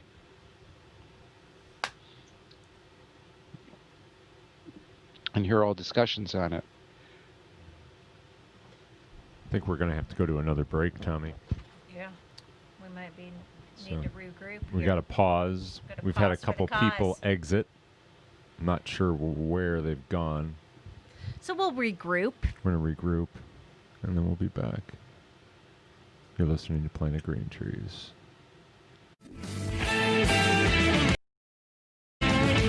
The Planet Green Trees Show. Join the Michigan Medical Marijuana Association today. MichiganMedicalMarijuana.org. The MMMA is focused on the well-being and safety of medical marijuana patients. The MMMA site provides the most comprehensive and up-to-date news on legal issues, politics, research, cultivation, as well as the various strange products and methods of cannabis use. Come join the discussion with the most knowledgeable and passionate advocates in Michigan today. MichiganMedicalMarijuana.org.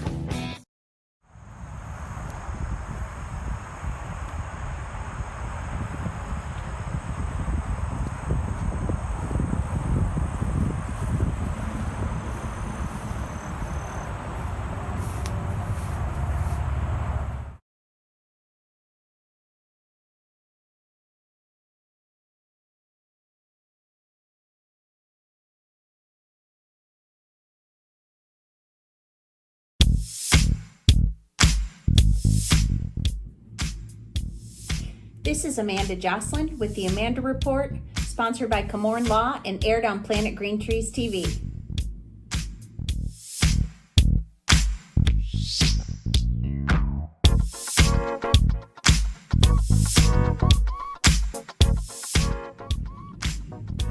Relief in Wayne is a very large dispensary, and they have two separate sides. Although they service medical patients only at the moment, their plan is to open up the other side of the dispensary to allow for adult use or recreational.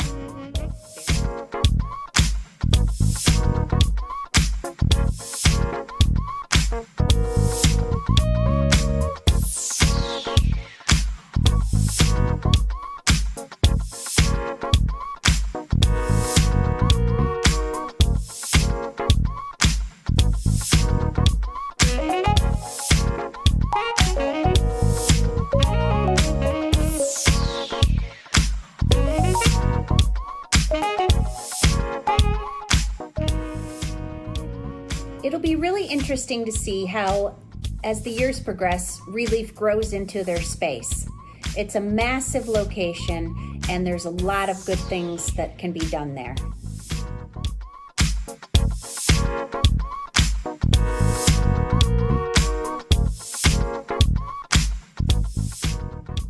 If you're interested in having your product or facility reviewed, or even advertising with Planet Green Trees TV, reach out to us. www.planetgreentreestv amandarapport.com. So, folks, Amanda Joslin here with the Amanda Report, signing out. Until next time, stay safe.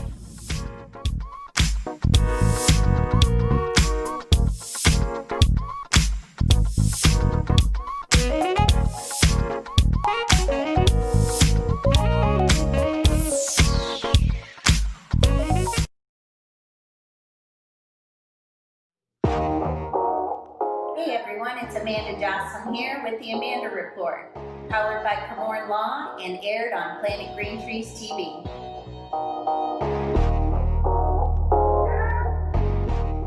Alright, so picture this if you will. You go to your local provisioning center or you just hook up with your caregiver and you have a nice big old sack of Mary Jane. So you're very excited, you get home, you get it all out, start getting in there, getting your hands dirty. And then what you do is you're left with the stem. So today we're going to talk about what do we do with all of those leftover stems. Sticks and stems are inevitable. You can have a beautiful bag of ganja and you're still going to be left with some stems. So every part of a cannabis plant can be used for something. That's why it's such a great little gift to us all. And so there are three main uses that we can collect and use stems for later. The first reason would be to make it into some canna butter. The second reason is we could use it to infuse into some topicals. And then the last would be some cannabis tea.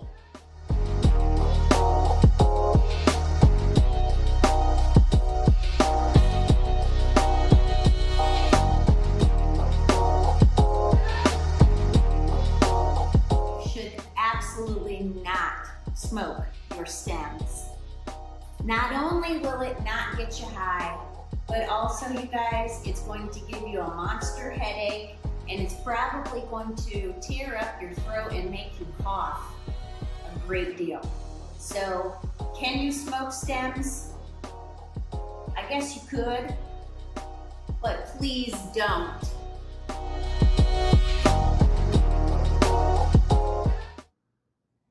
So the name of the game is to reduce, reuse, and recycle.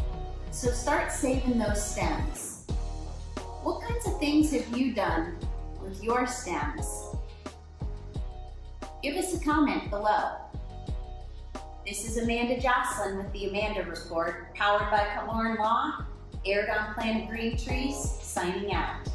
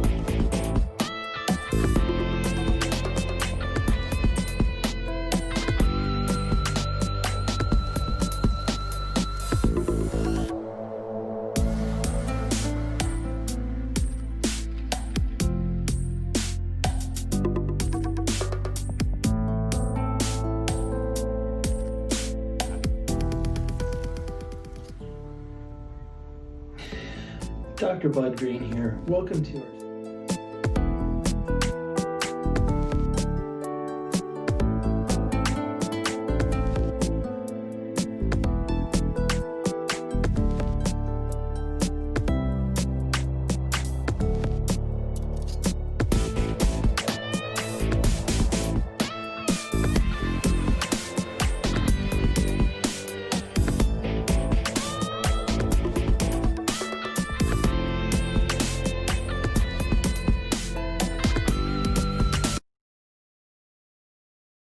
Bill Schuette led the charge against medical marijuana, and even after the will of the voters was decided and the support was enormous, he still continued to fight against the will of the voters, keeping patients from the medicine that they need.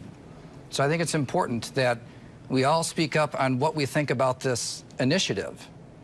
But when the voters have their say, their will must stand.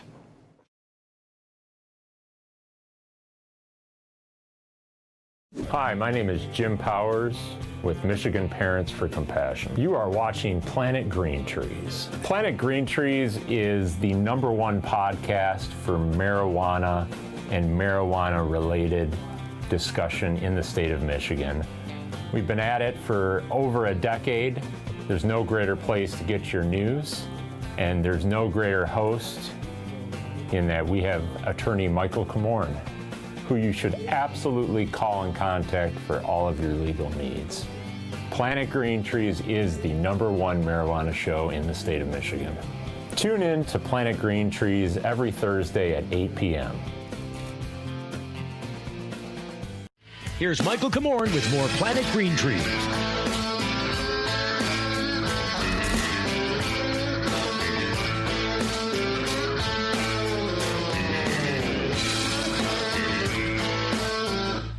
All right, next topic. Welcome back. We are talking about everything that is Planet Green Trees. The topic of the day is, next topic is, should we consider getting a dog? Adding Or should anyone consider getting a dog? Getting a dog? No. We're It's not gonna be- thinking that it might be a nice little addition. We're going to discuss the... You can take Layla for a night to see if it's going to be a fit. If anyone should get a dog, let's do it that way. Add a little chaos to the house. I Why think do a people get one? a trial period is always a great idea to test the people, because the commitment, unlike kids, you can't really give them back after you get them. You know what I mean? But a dog, sometimes, you try it out, or you try a friend's dog for a little while and can kind of gauge the real. Yeah. But it's not a bad idea to do that. At the same time, though, you could think of it as kind of like a long-distance relationship in that instance. It's a lot of fun for the weekend. Yeah. But you're not living together every day. Michael. Like changing your grandkids or your They niece do and that. nephews for the weekend. Okay. They have sleepovers. The Humane Society and stuff like that will offer sleepovers if anybody is looking Sleepover. to. Yeah, you can take one of those little dogs. All and take kinds of them home. options for you, Michael. I want to say I grew up with dogs my entire life. They were always part of my, and I was have always fond chasing them memories- around the neighborhood. Fond memories of playing with them outside and chasing them down in the middle of winter when they would run away. I don't know. yeah, We had this one dog, this Dalmatian, that would run away. And I would say I insane. love the But it's okay. Dalmatian It's okay. instead. It's all right. Each one of them had a story. Michael, go character. get the dog. Yeah. Michael, your sister let the dog out. Go get him. This is at a time where you can walk through people's backyards and not worry about anything. Just cut through looking for the dog. He's in someone else's yard. No one cares. You know what I mean? It wasn't like that. Today you do that, you may get shot. Right, Yeah, you would exactly. probably get exactly. shot. Prowling around in the back in the bushes looking for something, like that's over. You know what I mean? That's not Right. even a thing you can do. No. But all right, so I did grow up with dogs. I mean, if someone as opposed to So you cats, know how to as opposed take care of Yes, them. of course, they're very demanding, and what's ultimately going to happen is they want to be led. They want to have. They do. They want to have an owner that knows when they have to poop and when they want to eat and cares about that. And once you establish that, I've seen and know and am surrounded by dog owner lovers. Yes, he is. who I know spend a majority of their time and energy posting cute pictures of their dogs on Instagram and stuff. It's okay. It's okay. It's okay. So it's your turn. Hold on. I'm thinking. Hold on. But But and and if you develop this relationship, of course, it's the type of relationship that is, like a bond like no other, right? Like the dog doesn't complain when you get home. It's happy to see you and whatnot. It's always yeah. Anyways,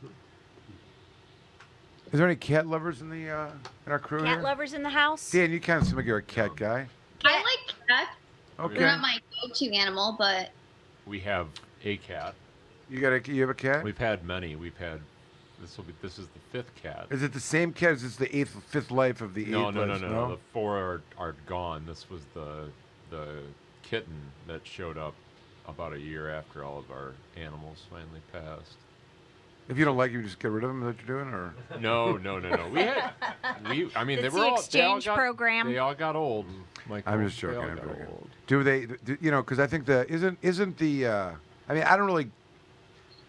I understand what a cute kitten and cat looks like, which is to be like a internet craze and whatnot. But there is a bonding amongst cat owners. I'm assuming of the. Sure, there is.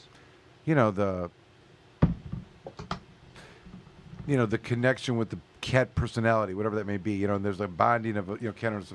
So what is that cat personality? Is it bizarro land? Like they're just totally bizarre animals and they're like half still lion and tiger in see, their. I like cats that are like almost like dogs, where you call them, they come to you, they want attention, they want to play. There's not a lot of cats like the that. ones that just hide in the corner in your basement. You just hear them at night or see them at night. Cats are very independent animals. Allie's talking about a dat, like a dog cat. The cats don't do that. Yes, they Some do. cats do. Yes, they do. I had a cat that was just like that. He'd come outside and walk around with me. Okay, and, good. My buddy could play fetch with his cat. Cat would bring back the ball to him. At all times. Come to his name. I have a friend who has a cat. You call him, he comes, and he has like a little cat wheel, like almost like those gerbil wheels that you have for gerbils. He has like a cat wheel, and he gets on it and he runs on it for treats. No kidding. And he also plays fetch. Oh, fun! Really neat. I understand. What are the naked cats called? Sphinx. Yeah. Oh yeah, my uncle had years ago had one of those cats, the Sphinx. And instead of declawing, he got those little gel tips to put on her nails so she wouldn't scratch things. Like the little caps that they put on their nails? Yeah, it looked like she went and got her nails done. It would like interesting. be pink or red or different colors, Oh, they were colored. Yeah, they were colored like she had her nails painted. Oh, no, he just takes his cat and just lays him down and just takes nail clippers and clips his nails. Oh, okay. So is it true? Does anyone have an experience or speak with any personal knowledge of the belief that cats can be toilet trained? I have They seen can. them. Yes, do I've seen it done. Yeah. And I think actually my uncle trained, now that I'm thinking it through, my uncle trained his cat, his Sphinx cat with the tips, also trained her to use the facilities. Yeah. Wow. Because that was one of his things. He just did not want the litter box. That's the thing. Yeah. That's a negative. Yes, that Right? was the negative. He did not want to deal with the litter box, and he But you didn't can want to train deal him with to the use hair. the toilet. Dog hair shed all over every piece of furniture or Yes. litter box. It's like one or the other, usually, right? Dog, cat, trade-off, right? Yeah, my dog sheds a lot. Okay. Yeah. But the My good little- thing about a cat is Yes. you can leave them enough food and Yes. water for He sheds several a lot. days, and you can leave the house, and they're going to be just fine. That's the one thing about cats. They use the yeah. litter box, and when you They're get home, you self-sufficient. clean the litter box, and you can leave a cat for probably a week, I would think. Okay, and it's gonna okay. be Are you implying also that they have no memory or the building up of hatred towards their owner for doing that to them? No, they're so independent. They don't care. They don't care. They never have. Mm-mm. No. None of them? No, they don't care. What, do they have no memory? They have a memory, but They're they just so they Do just they have a come- memory? They Do just they have don't. a- do they have a memory? I just They don't don't think need they like people. us that much. Do they have a memory? I think Yeah, you're right, some of them Jim. enjoy the time off. That's right.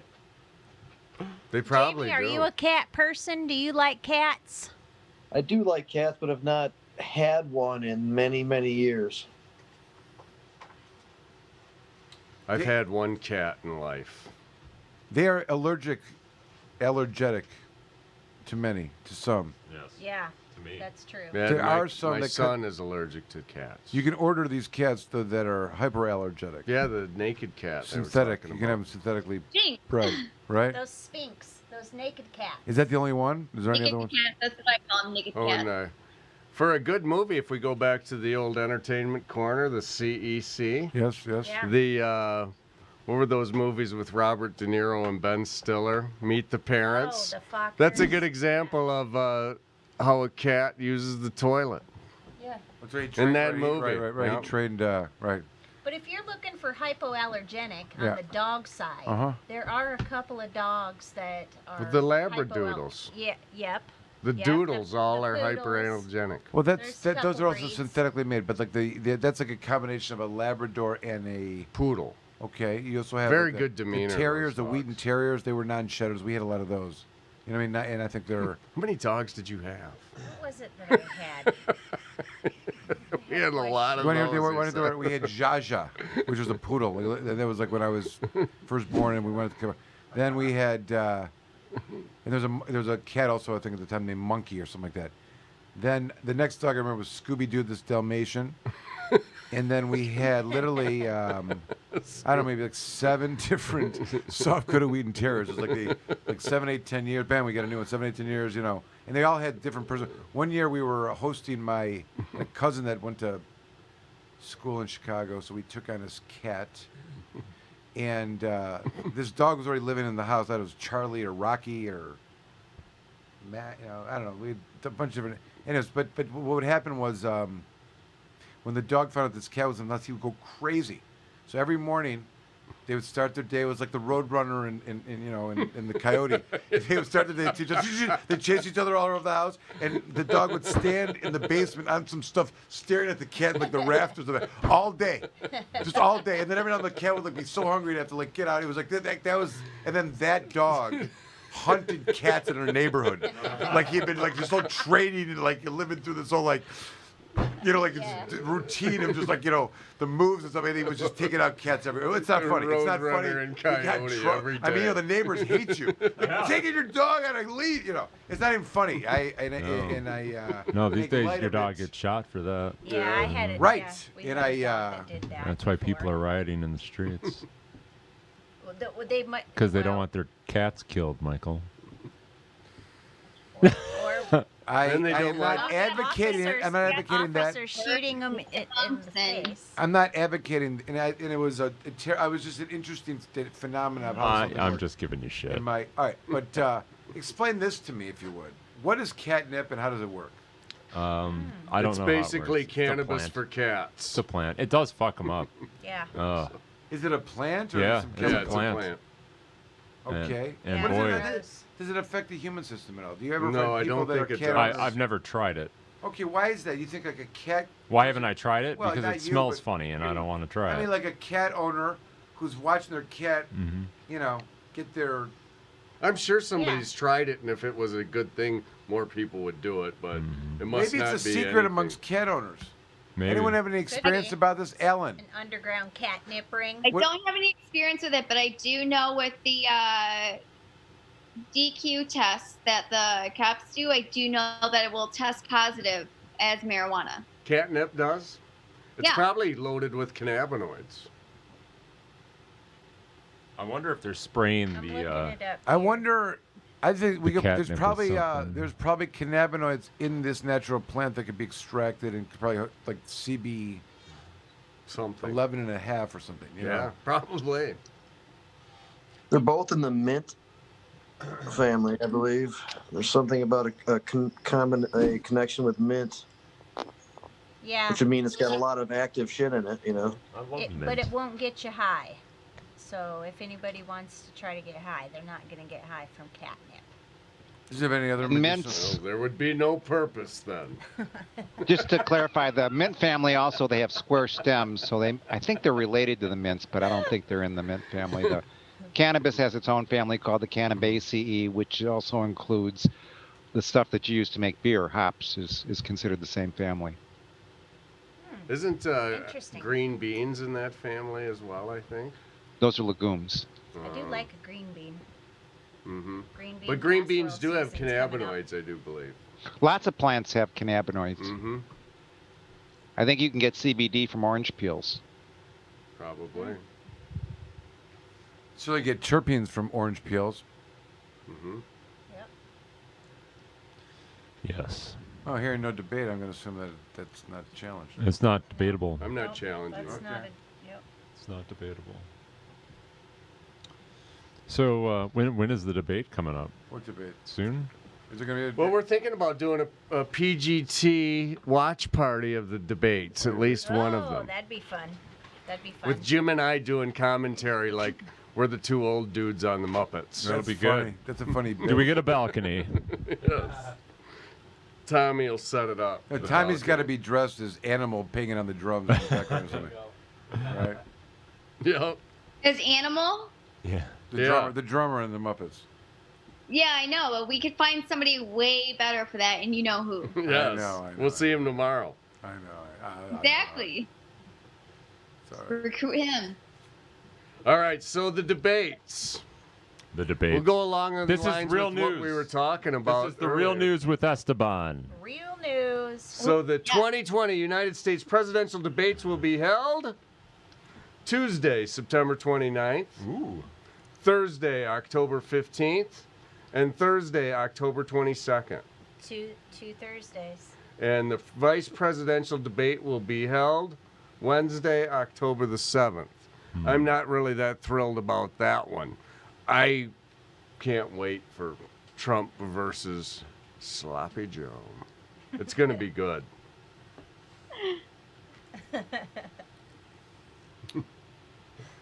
I'm looking forward to it. How about you? Someone Tim? read the disclaimer real quick, just to make sure we're not offend anybody. The opinions and comments expressed in the show by hosts, guests, commentators, posts, articles, etc., may or may not represent the actual opinions or thoughts of Komorn Law Firm or its associates. The thoughts and conversations that occurred during the broadcast are an attempt to bring humor and parody to an otherwise this should really read fun, Non-comical happy scenario. world. Yeah. But it says non-commit. Okay. Although some conversations against me state facts, academic impedimenta, okay, and scientific theorems, one should consult an attorney or expert before considering. What was that word? That sounds like a Dirty Dan statement to me. Impedimenta. Impedimenta. Yeah, it kind of flows off Did Dirty Dan come up with that? I think it might have been a Dirty Dan special. No, I think it might have been. I will say that I very much view the presidential races, or race this year, as a non-comical scenario. Non-comical? No, I mean, there's comical aspects of it, but I feel like we got dealt a real shit sandwich this year. Yeah, we're going to be eating a pretty big shit sandwich. Yep. No matter what happens. Yeah. Not great. Well, you know. You guys remember George Bush? can always Listen, can I do just a say write-in. something to you all? George Bush number one. Listen, George it's only because Bush. you're thinking. It's only because you're thinking and you care does this become a burden. There's a much easier way to go about this. What, just not Just care? don't do it. Just don't not care? Just do what everybody else does. Yeah. What's that? What? Whatever. Just keep they say. going. Keep going with life. I do care. All that It's political important. shit is. No, I'm saying it's noise. difficult. It's nonsense. Because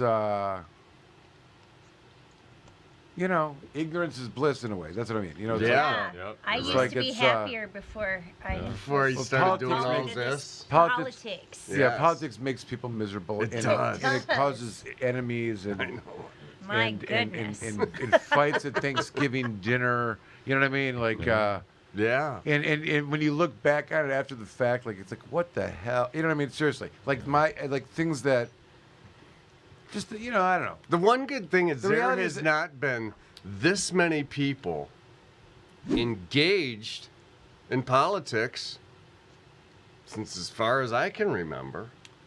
I mean, there is a lot of people engaged right now. There's going to be a lot of people voting. For whatever reason that is, for whichever side you're on, I think it's good. Yes, everybody should be engaged, should be looking at things a little bit. Get to the polls and vote, or go sign up for your absentee ballot. Participate in the system. That's all we can do. I don't care what anybody votes, to be honest with you. I know what I'm going to vote, and that's me, and that's what I feel good about. And I think everybody else should get out there and do the same, no matter who you like, no matter what you're thinking. You don't have to share it with anybody. Vote your conscience. Just get out there, participate, and vote. And I think we got a lot of people engaged right now. And however you look at things right now in the state of our world, at least people are starting to look and pay attention a little bit and hopefully getting out and vote. And you know what? At the end of the day, whoever gets the most votes based on our system, and for the president, it'll be electoral. For everybody else, it's however those votes go. But all as we can do as people is go out and vote. Participate. Yeah, there you go. Very well said. Very neutral. More neutral than most times. Yeah. That's Right. fine. I was going to say... But no, I respect everybody's opinion to go do what they feel. Yeah. I mean, if you vote how you, everybody should vote how they want to vote. But the more politics that people talk, the more divisive people become. And it's kind of a two-edged sword. Like the engagement that more people seem to have eliminated the conversation about politics that people used to have. You see what I'm saying? Like there's such a divide in... Oh, right. It's so divided. But so you have more people, arguably, engaged, not willing to talk or discuss anything, which is terrible. Well, why do we have to have non-discussion? Let's discuss things with each other, but be respectful of each other. When we talk, respectful and polite. And maybe if we just spoke to each other in that way, we could disagree on things and walk away from that conversation and think, you know what, Jim and I didn't agree on that, but we're okay. It's fine. Why can't people do that? I agree, and that's always the attempt. I mean, I think even the worst of governments and the worst of conflicted institutional, interactions where you got government and people and, there's always the desire to keep open the line of communication and diplomacy. You know what I mean? That should always be. I mean, always having a back channel of communication if necessary, if things get sideways. But the more information that is, because of information that is so running rampant, so much more of it, and so much divisiveness in the way that the type of information you have, a lot. I think it's created a lot of polarization. That's no way to say it. So polarization does not lend itself to middle grounding. I'm not saying this is good or bad, and I do think. When you're talking about politics, it is all about compromise, whether you like it or not. Why isn't it exact? And in a way, sometimes that's good. Sometimes people say that's good. Sometimes the stalemated government is good because there's not too much change. Some people hate that because change happens not fast enough. And we're always on that balance of evolution of our government, right? It's experiments been taking place for a couple hundred years. So far, so good, right? Well, there's a few things out there that really need to change, such as marijuana legalization and removing it from the controlled substances list. That's not moving too fast in legislature. Nobody wants to do anything with executive orders. It's a stalemated issue that's slowly, but there's no reason for it to be illegal. But it's like, well, we've had it illegal this long. We can't admit that we've been wrong about it all these years. So I guess we just continue to fight them on it a little bit at a time. And then it drags out for 20 years before we finally get real legalization with this plant. I mean, you could say that, and I don't know if this is probably a really divisive topic in and of itself, but like healthcare currently right now, we had the Affordable Care Act or the Obamacare, and Some people liked it, some people didn't like it, right? But there was some good things in it, such as, like, I was able to carry my daughter on my health insurance until she was 26 without her being a full-time student.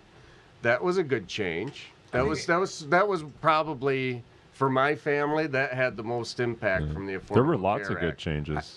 I think it brought more potential of people to be covered by insurance, but it increased costs It did. in other areas. But I mean, the problem there is, like it or not, until the government steps in and controls what some of these companies are charging, and Well, that there you goes go. all the way down to the providers, and, right? and specifically pharmaceutical Yep, costs. absolutely. All right, but this is the point I was trying to make here.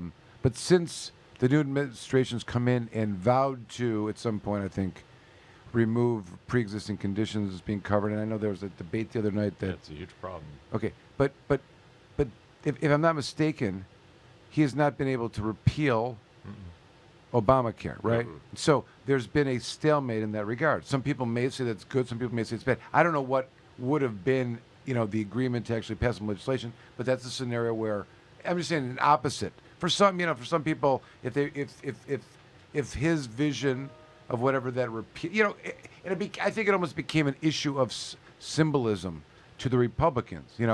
Obama essentially radicalized the healthcare system to a certain degree. He's got his name all over it. They call it Obamacare. That was probably the only thing he really did. Okay, I'm not even okay. Whatever. I'm just saying, but that is the thing we can all agree occurred. And I think to the Republicans, it was for some reason a stain for them. And Yeah. in a rally call, it was one of the we're going to repeal Obamacare. So and I don't know what that would have looked like. I don't know who it would have impacted, good, bad, or others. I'm not commenting about it, but I'm just saying that's an example of stalemated government. He wasn't able to do it. It remains. Some pieces of it may have been found. Too many voters depend on it. He will never. It would be political suicide for him to actually repeal that law. Because it's a Republican issue as well. It's beyond any more the belief that it is not. Right. I mean, everybody needs health care, and at the end of the day, we've got so much more work to do. I mean, but it's not a top priority for him. No, it's not. It's not being discussed. But we know what his priority is. Okay, and but his I'm priority saying- is to get reelected. I got that. And to be liked.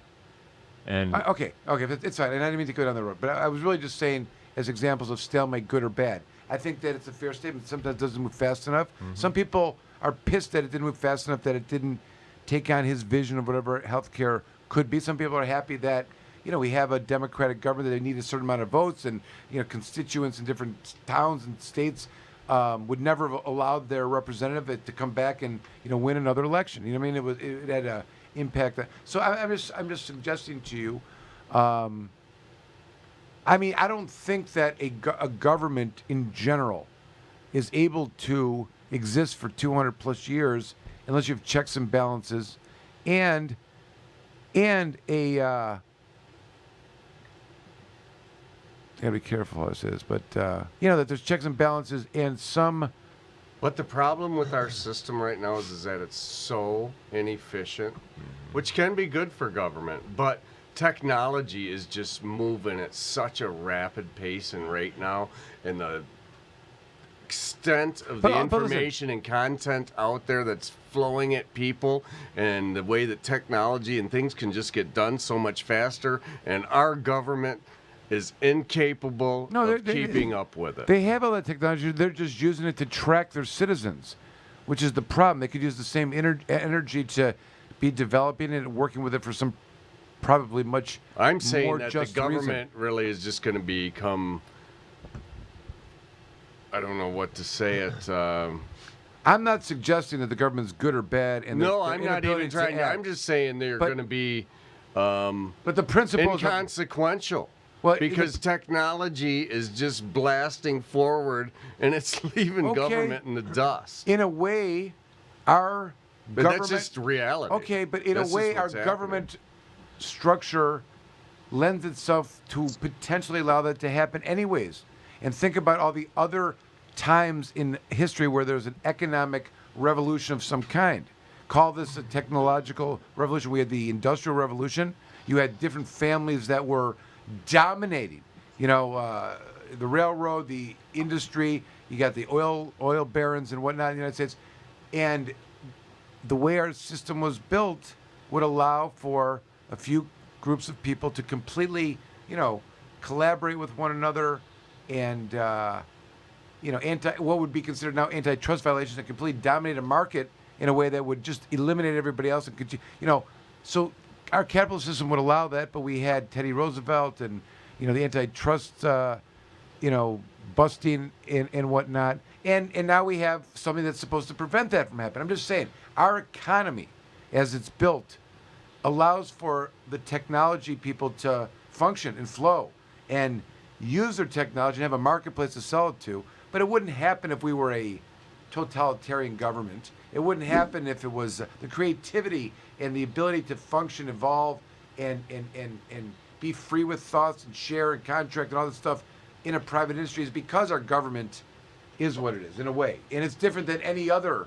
civilized. It's a creation unto its own in a way, and it's a phenomena that you don't see in any kind of other shared government, governance principles. Anyone dispute the government also is taking very extensive use of technology, at least on criminal cases. I was just reviewing a criminal case where they did something called a geofence warrant.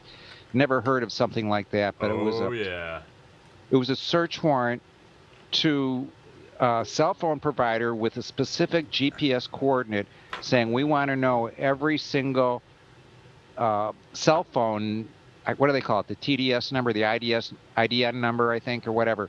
But they wanted the identity of every cell phone that had been within specific GPS coordinates at a specific time. And then from that, they went and narrowed it down and got communications on from those phones during that time to see if any of these people might be a suspect in a certain crime. That's what I'm saying. They are using the technology, but they're just using it against their citizens to track them. So they are using it. But Steve's point is that many of the functions, other than, if we're talking about, if we're talking about regulating the economy is one thing that the government purports to do. The Commerce Clause is part of their mandate. But there's always a variable of how much, right?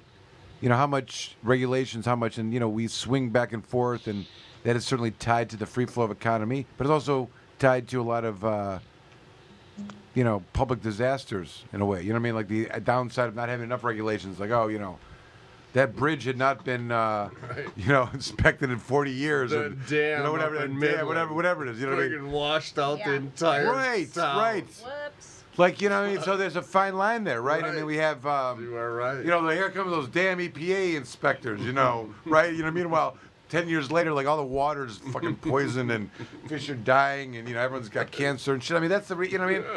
But, and trust me, I'm not this is not a pro-government position I'm taking. I'm just saying that, and the problem is that there was a good movie came out. No one's concerned about these things anymore that I'm talking about. So we've become so divisive, even in politics, that it's just party position, and that's the most offensive. There used to be some sense of civility. A hero in government was somebody that would go to their worst enemy and at least make the attempt to persuade them, right? Because they know at the end of the day it is always slimy and it's always a settlement, and they may be needed at the end for something else that they would normally never vote for. You know what I mean? And it's not that is not a way in which it's it's not governance by victory. It's governance by settlement. Jeff, is Jeff still there? What am I trying to say, Jeff? Is there something? Go ahead. I was going to say, people who like hot dogs and who find the law interesting should not watch either being made. Okay, Jeff, we've heard that before. That's your best joke, maybe overused. Jeff, what do you say about this? Whatever. Any comments on my thought? This discussion we're having here about the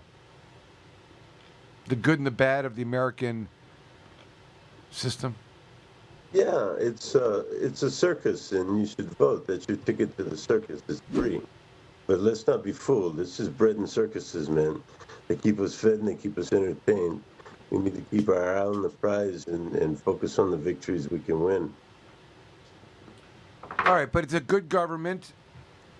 the freedoms and whatnot that, I mean, it's a good government structure. The people that are running it are different, but the principles are the opportunity and the civility that would go along with it is always a balance that's set forth, and we have ebbed and flowed, more ebbing than flowing, I guess, in terms of capitalization.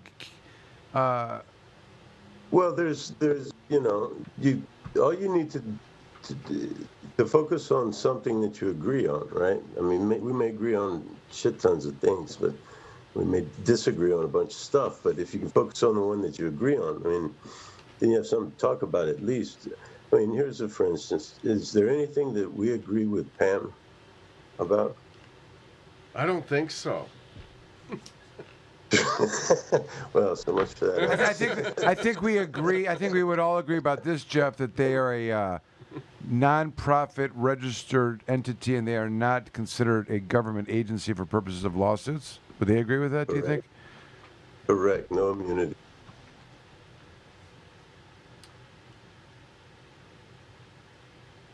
That's the deep state. That's where it is, man. Steve's point was that once technology kicks in, all the institutions of our government become obsolete. That technology will actually overrun government functions or needs. Police function? Yeah, that's what I'm saying. If there's one thing the government does, it's they police or purport to police and keep the. I mean, I don't even know. The AI is going to do all the policing on the internet before too long, if it's not already mostly.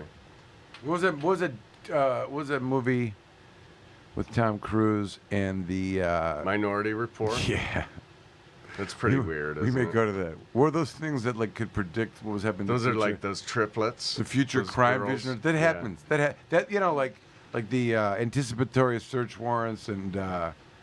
Well, Komorn, you know how it is. On the surface, it looks like they're in compliance, but once I get in there, I'll see the crime. I can almost see it from here. The investigative detainments and whatnot. Preemptive arrests. Right. Yeah, they can see that in the future. They were just about to do something, then I got them. And we've let them get away with it all these years. You haven't. You've fought them. But the majority, 99.5% of the rest of everybody else have just let them get away with it all these years. Listen, I would be mindful to reread the disclaimer again about some of the comments here, but just this is the fact of reality that we all find ourselves in, or that you've all been dragged into by listening to Planet Green Trees tonight, which is, it is 2020. Today's date is... marijuana is not really legal. 17th of September, 2020. In 2018, they legalized marijuana in the state of Michigan, and I'm involved with the case from 2013. 2013. And the county of St. Clair is fighting this case like it is a first-degree murder case. It is the case of their life. So... people may not care. I don't know, but listen, so there's the calls for some attempts at levity. And I'm just making excuses for why we're trying to make fun of this insanity tonight, because it really makes no sense. At the same time, we bitch and moan Jamie Lowell. I think Jamie is completely, I don't think he's given up. I think Jamie is trying to be diplomatic as he embraces the green bubble of Lansing that he's existing in right now, and he's going to lobby hard to make sure that the tsunami that awaits us does not reach the shore. Jamie's going to be standing there blocking it. He can absorb that big tsunami, right, Jamie? Yeah, hopefully we'll not be alone, but yes. Well, the MMA is certainly his voice needs to be heard at the table as well. We should revisit some of those conversations. All right, everyone had enough? I don't know. Yeah, we got an early day tomorrow. We're shutting her down. Yep. Oh yeah, right. We got early tomorrow. Felony marijuana case. Yeah. Warrant issued 2 weeks ago. Felonious. Seriously. Okay. Not possible. We'll Still tune into going Planet on. Green Trees for more next week. Not really legal. Not really legal. Where you'll find out that marijuana... the Planet Green Trees Show. Join the Michigan Medical Marijuana Association today. MichiganMedicalMarijuana.org. The MMMA is focused on the well-being and safety of medical marijuana patients. The MMMA site provides the most comprehensive and up-to-date news on legal issues, politics, research, cultivation, as well as the various strange products and methods of cannabis use. Come join the discussion with the most knowledgeable and passionate advocates in Michigan today. MichiganMedicalMarijuana.org.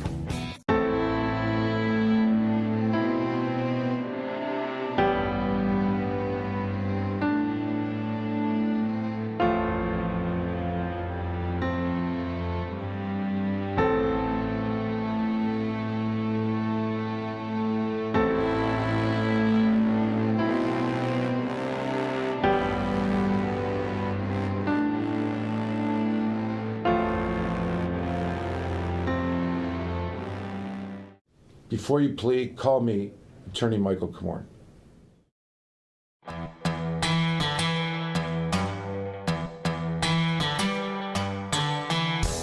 An important and historical farm crop in American agriculture is returned after having been classified as a controlled substance and illegal. On December 20th, 2018, the President signed the Farm Bill, also known as the Agriculture Improvement Act of 2018, into law.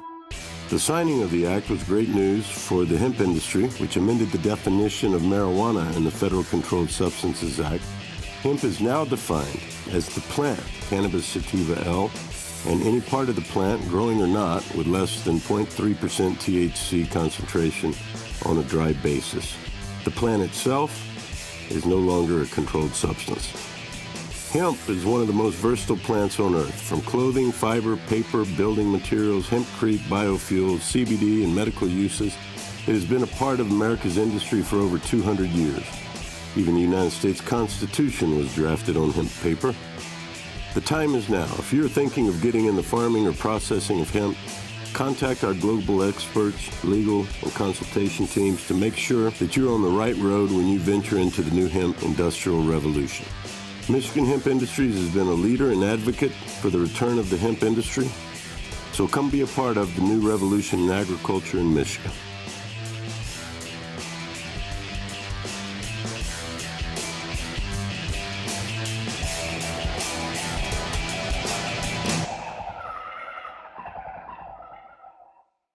It's time for Planet Green. We have launched.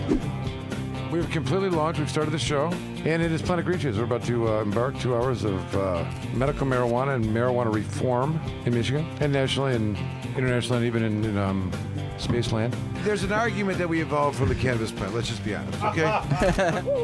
Ow, what's going on, everybody? How y'all doing? 420th episode. If you're a connoisseur, you're going to want the good stuff. And if you want the good stuff, you're going to go for the mom and pop stuff because that's the good stuff. It's just a real pleasure to come here and congratulate you on your 420th show, and thank you for having me on a few times over the 420.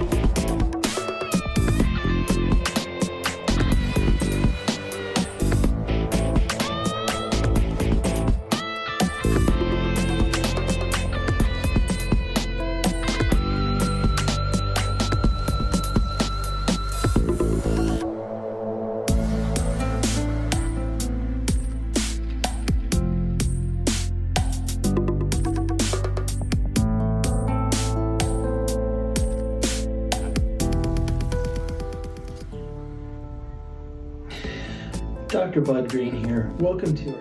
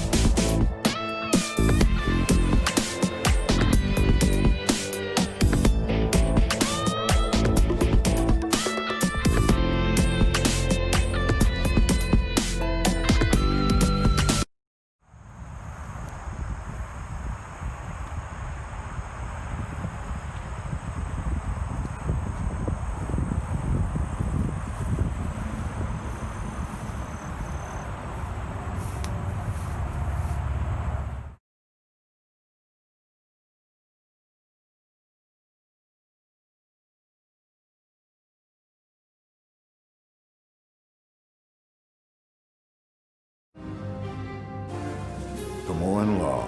Michael Komorn is one of the top attorneys in Michigan that has experience and dedication in criminal defense law. Komorn Law can take your case from arrest all the way from trial, appeals, and even to the Supreme Court. The team at Komorn Law has the compassion and the experience you can look to for help in your time of need. Komorn Law has over 25 years experience in criminal defense. We have accomplished numerous legislative changes through community involvement and lobbying. Our award-winning law firm has a reputation like no other for keeping overreaching government accountable and in check. We have built Komorn Law for people who need lawyers to stand up to the system, fight back and win. Once we become your lawyer, you become a part of our family. Don't settle for less, just ask our clients. Komorn Law, the best damn criminal defense lawyers, period.